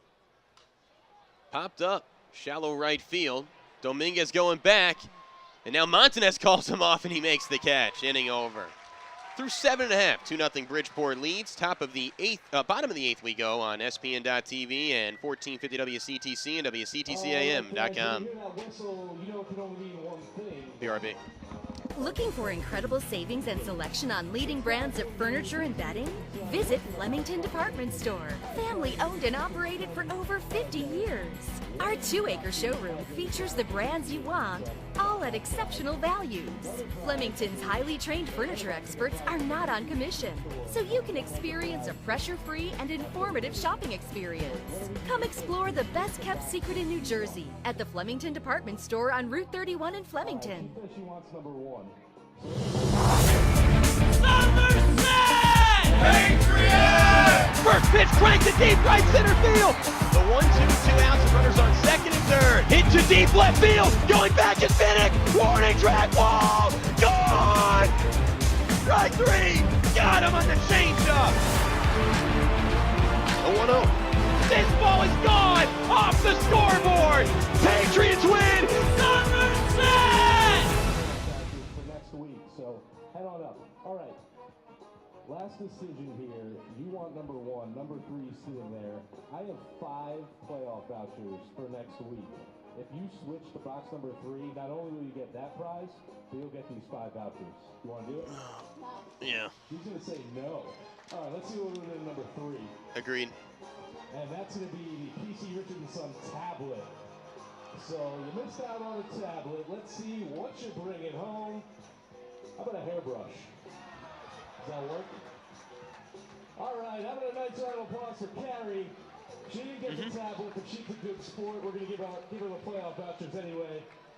PC Richard & Son, nobody beats their prices. The company you can trust, family owned and operated for over 104 years. This Bridgeport Pitch Exchange brought to you. From live event streaming to creative and compelling commercial production, Broadcast Venue, specializing in guiding New Jersey through the digital age. Sports entertainment, a whole new level. Broadcast Venue, the official broadcast provider of the Somerset Patriots. We head to the bottom of the 8th inning. I'm Justin Answell, live from the Fullerton.com press box, where the Patriots trail 2-0. Leading off the home 8th inning for the Patriots. 21 straight scoreless innings for this offense. Aaron Eggleston will get things going. This will be his first at bat since Ty Wright was ejected in the 5th inning. New pitcher in the game for the Bluefish will be Boof Bonzer, 6'4", 245-pounder from New Haven, Connecticut. Ex-big leaguer with the Minnesota Twins. Numbers for Bonzer, 2-0, 2.30 ERA in 11 games. First pitch in for a called strike, 0-1. I mean, all you need to know about this game, Somerset has as many ejections as they do base hits. 2. The 0-1. In for a called strike, count 0-2. And this is just not the time that you want the offense to get struggling. It'll be an 0-2 to Eggy.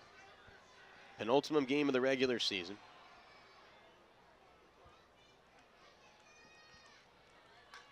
Ground ball up the middle, ranging near the second base bag is Castro. Off balance to first, he got him. Good play by Ramon Castro, the slick fielding second baseman. There's one away. 7 straight Patriots have been retired since the Edwin Masonette single to start the 6th. Meso's on deck as Donaghy's at the plate right now.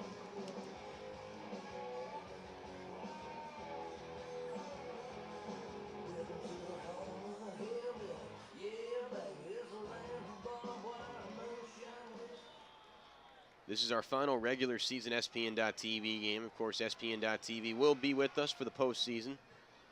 6 days from now, Friday, September 26th, will be the home opener for the postseason for Somerset. They'll either be down 0-2, tied at 1, or they'll be up 2-0. Hopefully it's the latter. Ideally, you'd only like to play 6 postseason games. Sweep them both. Right now, you just need a run. If we're going to think about sweeping anybody. Swing and a miss. Count 1-1.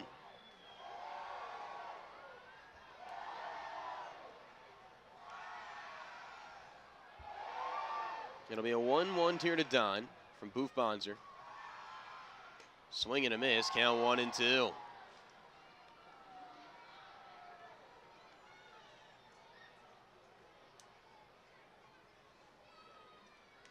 Warming up in the Patriots bullpen is Matt Somo. It'll be a 1-2 to Donaghy. Bottom 8, 1 out. Patriots down 2-0. Swing and a miss. Strike 3. If the Patriots do not score this inning, it will be 22 straight scoreless innings for this Patriot offense. Shortstop Edwin Masonette.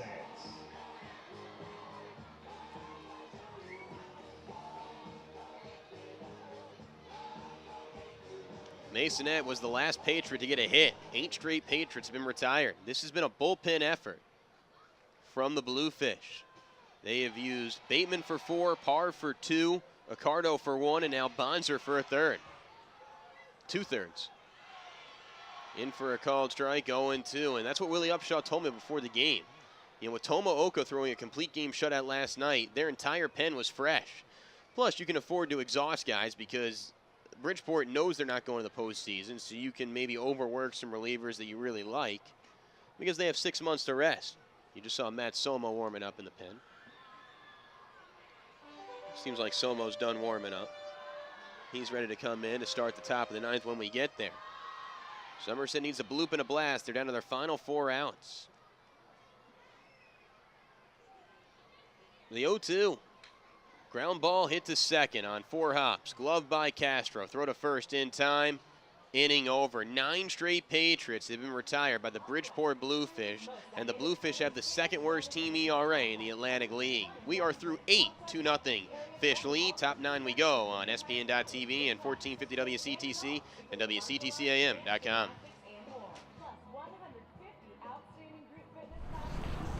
Somerset!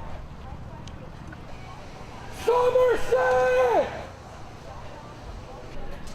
Somerset! Somerset!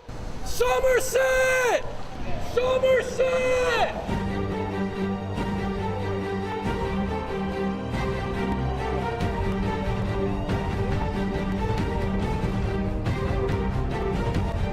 Boys into the crowd to only the loudest, the feistiest, the craziest fans. So if you want a t-shirt, let's hear ya.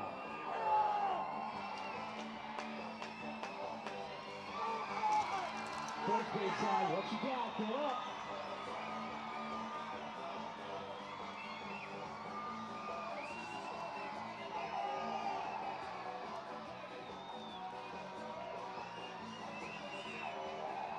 We got 2 left, 2 t-shirts left. Who wants the last one?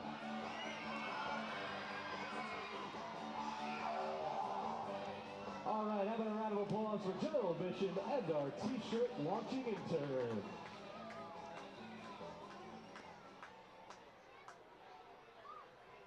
Don't forget, fans, coming up at the conclusion of tonight's Through ball 8 game, frames, the 2 first runs, 10 hits, no game errors for Bridgeport, show. no runs, 2 hits, no errors for Somerset.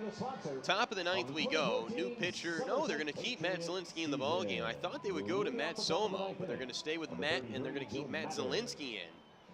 It will be Mather, Gallagher, and Martinez do up. Mather had the triple off the top of the left center field wall against Zielinski back in the 7th that jump-started that 2-run rally. And that's the difference in this game. Fly ball into left center field. Eggleston's there. 1 pitch, 1 out here to start the top of the 9th inning. Looking ahead to the bottom of the 9th inning, Somerset would send up the top of their order. Tucker, Dominguez, and Fox, and if anybody gets on, Corey Smith. They would need a bloop and a blast to tie it up, presuming the score stays 2-0. The Patriots will be looking for their 40th come-from-behind win of the season. They're looking for their 19th win of their final at bat, and they'll be looking for their 8th walk-off win of the year. Here's Austin Gallagher. Gallagher's had a great game. Great defensive play at first. He also scored a run and an RBI double.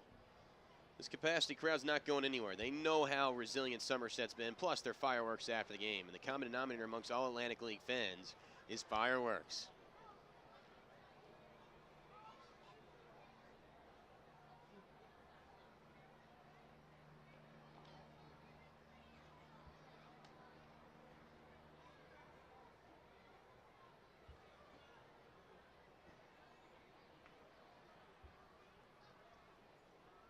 The 2-0.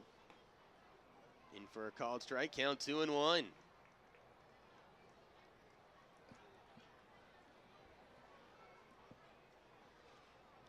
After this 2-1 pitch, we'll refresh the computer and check on the Lancaster and Sugarland games. Fastball away, count 3-1. As I refresh the computer, the Barnstormers lead 12-3 in the top of the 9th inning. The Barnstormers are the home team, so Camden needs 9 runs to tie that one. Swing and a miss, count 3-2. So the Barnstormers will win. The Revs, who are the visiting team in Texas, lead the Skeeters 5-1. A Skeeter loss and a Barnstormer win means that we still won't know who Somerset's first round opponent will be. We're going to have to wait until tomorrow, and that looks to be the case as both games are in their final inning, and the Skeeters are down 4 and the Stormers are up 9. Called strike 3, Gallagher down looking as a crisp 2-seam fastball drills the outside corner. So Zielinski's had 2 good innings since that spotty 7th.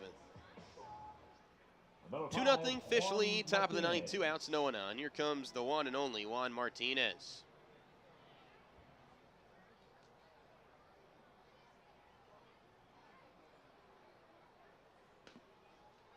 Low and away, count 1-0.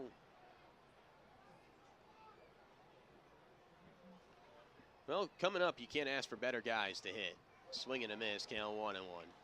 We've seen so much magic here at TD Bank Ballpark as of late.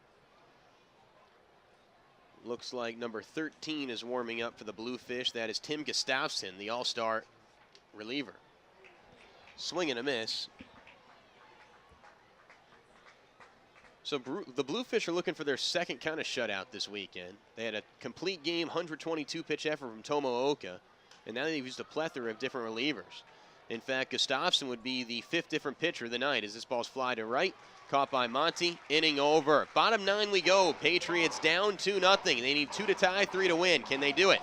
Find out next here on SPN.TV and 1450 WCTC and WCTCAM.com.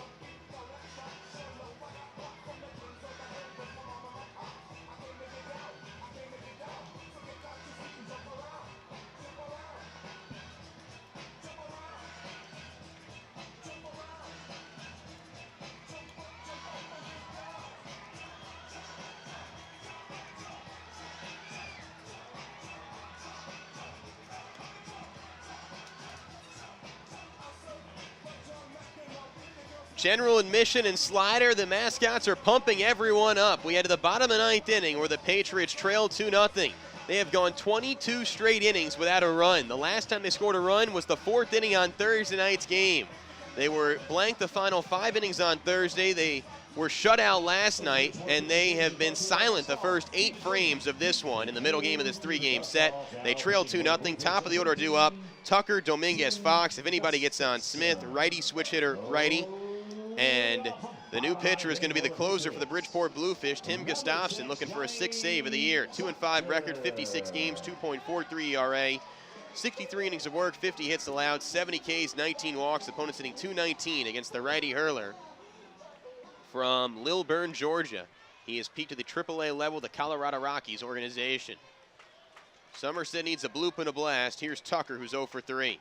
First pitch in for a called strike, 0-1. Left to right in the outfield, Lewis, Simmons, Wells. Left to right on the diamond, Burrows, Martinez, Castro, Gallagher. And the battery mate of the 5th different pitcher that Willie Upshaw and Pat Ahern have used is Billy Gonzalez. He's catching Tim Gustafson. In for a called strike, count 0-2. The Bluefish have the worst overall record in the Atlantic League at 46-92. They're looking to shut out Somerset, a team that's 30 games above 500, boasting the best overall record in the Atlantic League. That's 84-54 on back-to-back occasions. The 0-2 is swung on and missed. Tucker chases one out of the zone, strike 3. That is now 10 straight Patriots retired. And here comes Number 13, Jeff Dominguez.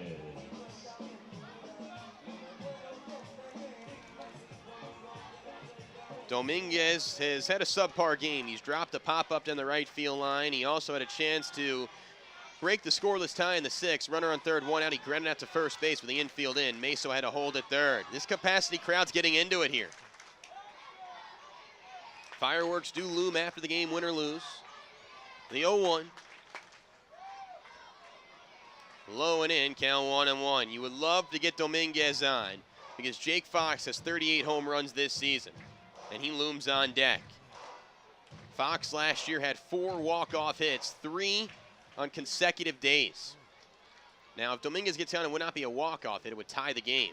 This ball is hit to first, fielded by Gallagher. Will step on the bag, unassisted putout, 2 outs. So now Jake Fox cannot tie the game up as the Patriots trail 2-0, bottom of the 9th, 2 outs, no one on. But if Fox gets on, you have a slugger in Corey Smith that definitely can. Smith has 13 homers. Well, it's been a frustrating night for Somerset. Jody and Wright have been ejected. They only have 2 hits all game long. They have as many ejections as they do hits. This would be their 23rd straight inning without a run being scored. And this is just not the time where you want the bats to go dead and silent. The postseason could start as early as Tuesday if they go to Texas, or as late as Wednesday if they go to Amish country. First pitch to Fox, hit to deep center field. Going back is Simmons at the warning track. He makes the catch. Ball game over. 23 straight innings without a run for this Patriots offense. They get shut out on back-to-back occasions as the Bluefish blank the Patriots for a 2nd straight night. 2-0. Wow. Another stunner here at TD Bank Ballpark. So the penultimate game of the regular season belongs to the Bluefish.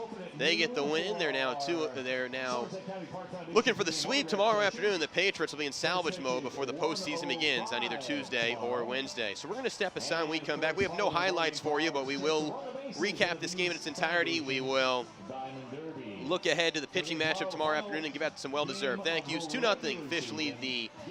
Fish beat the Patriots on SPN.TV and 1450 WCTC and WCTCAM.com. Game 3 of the Liberty Division Championship Series with a post-game fireworks show that will be next Friday night. And now with some important post-game information, let's once again send it down to the impressive stylings of Tom McCartney. Ladies and gentlemen, boys and girls, children of all ages, the game just ended, which can only mean one thing. It is time for post-game fireworks. Are you ready? I said, are you ready? Listen, you guys have been a great crowd all night. I've had a lot of fun with you, but I need you to do one more thing for me. Can you do it? I said, can you do it? All right, guys, we're going to count down from 10 to 1. Once we hit 0, we're lighting off fireworks. All right, you ready?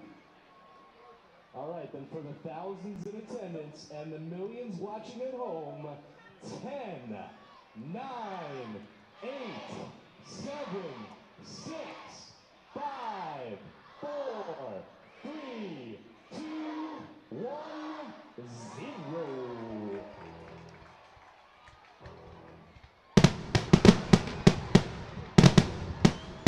Okay.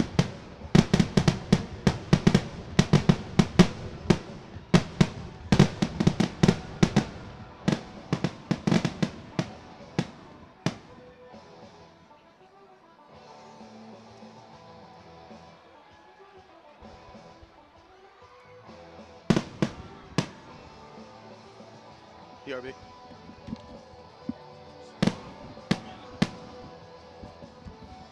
If you're watching on SPN.TV, thanks so much for tuning in. For Jim Johnson, Pat McManus, and Josh Spooner, great work as always. We will talk to you on the playoffs on Friday at 7 o'clock. Thanks so much for enjoying the coverage on SPN.TV.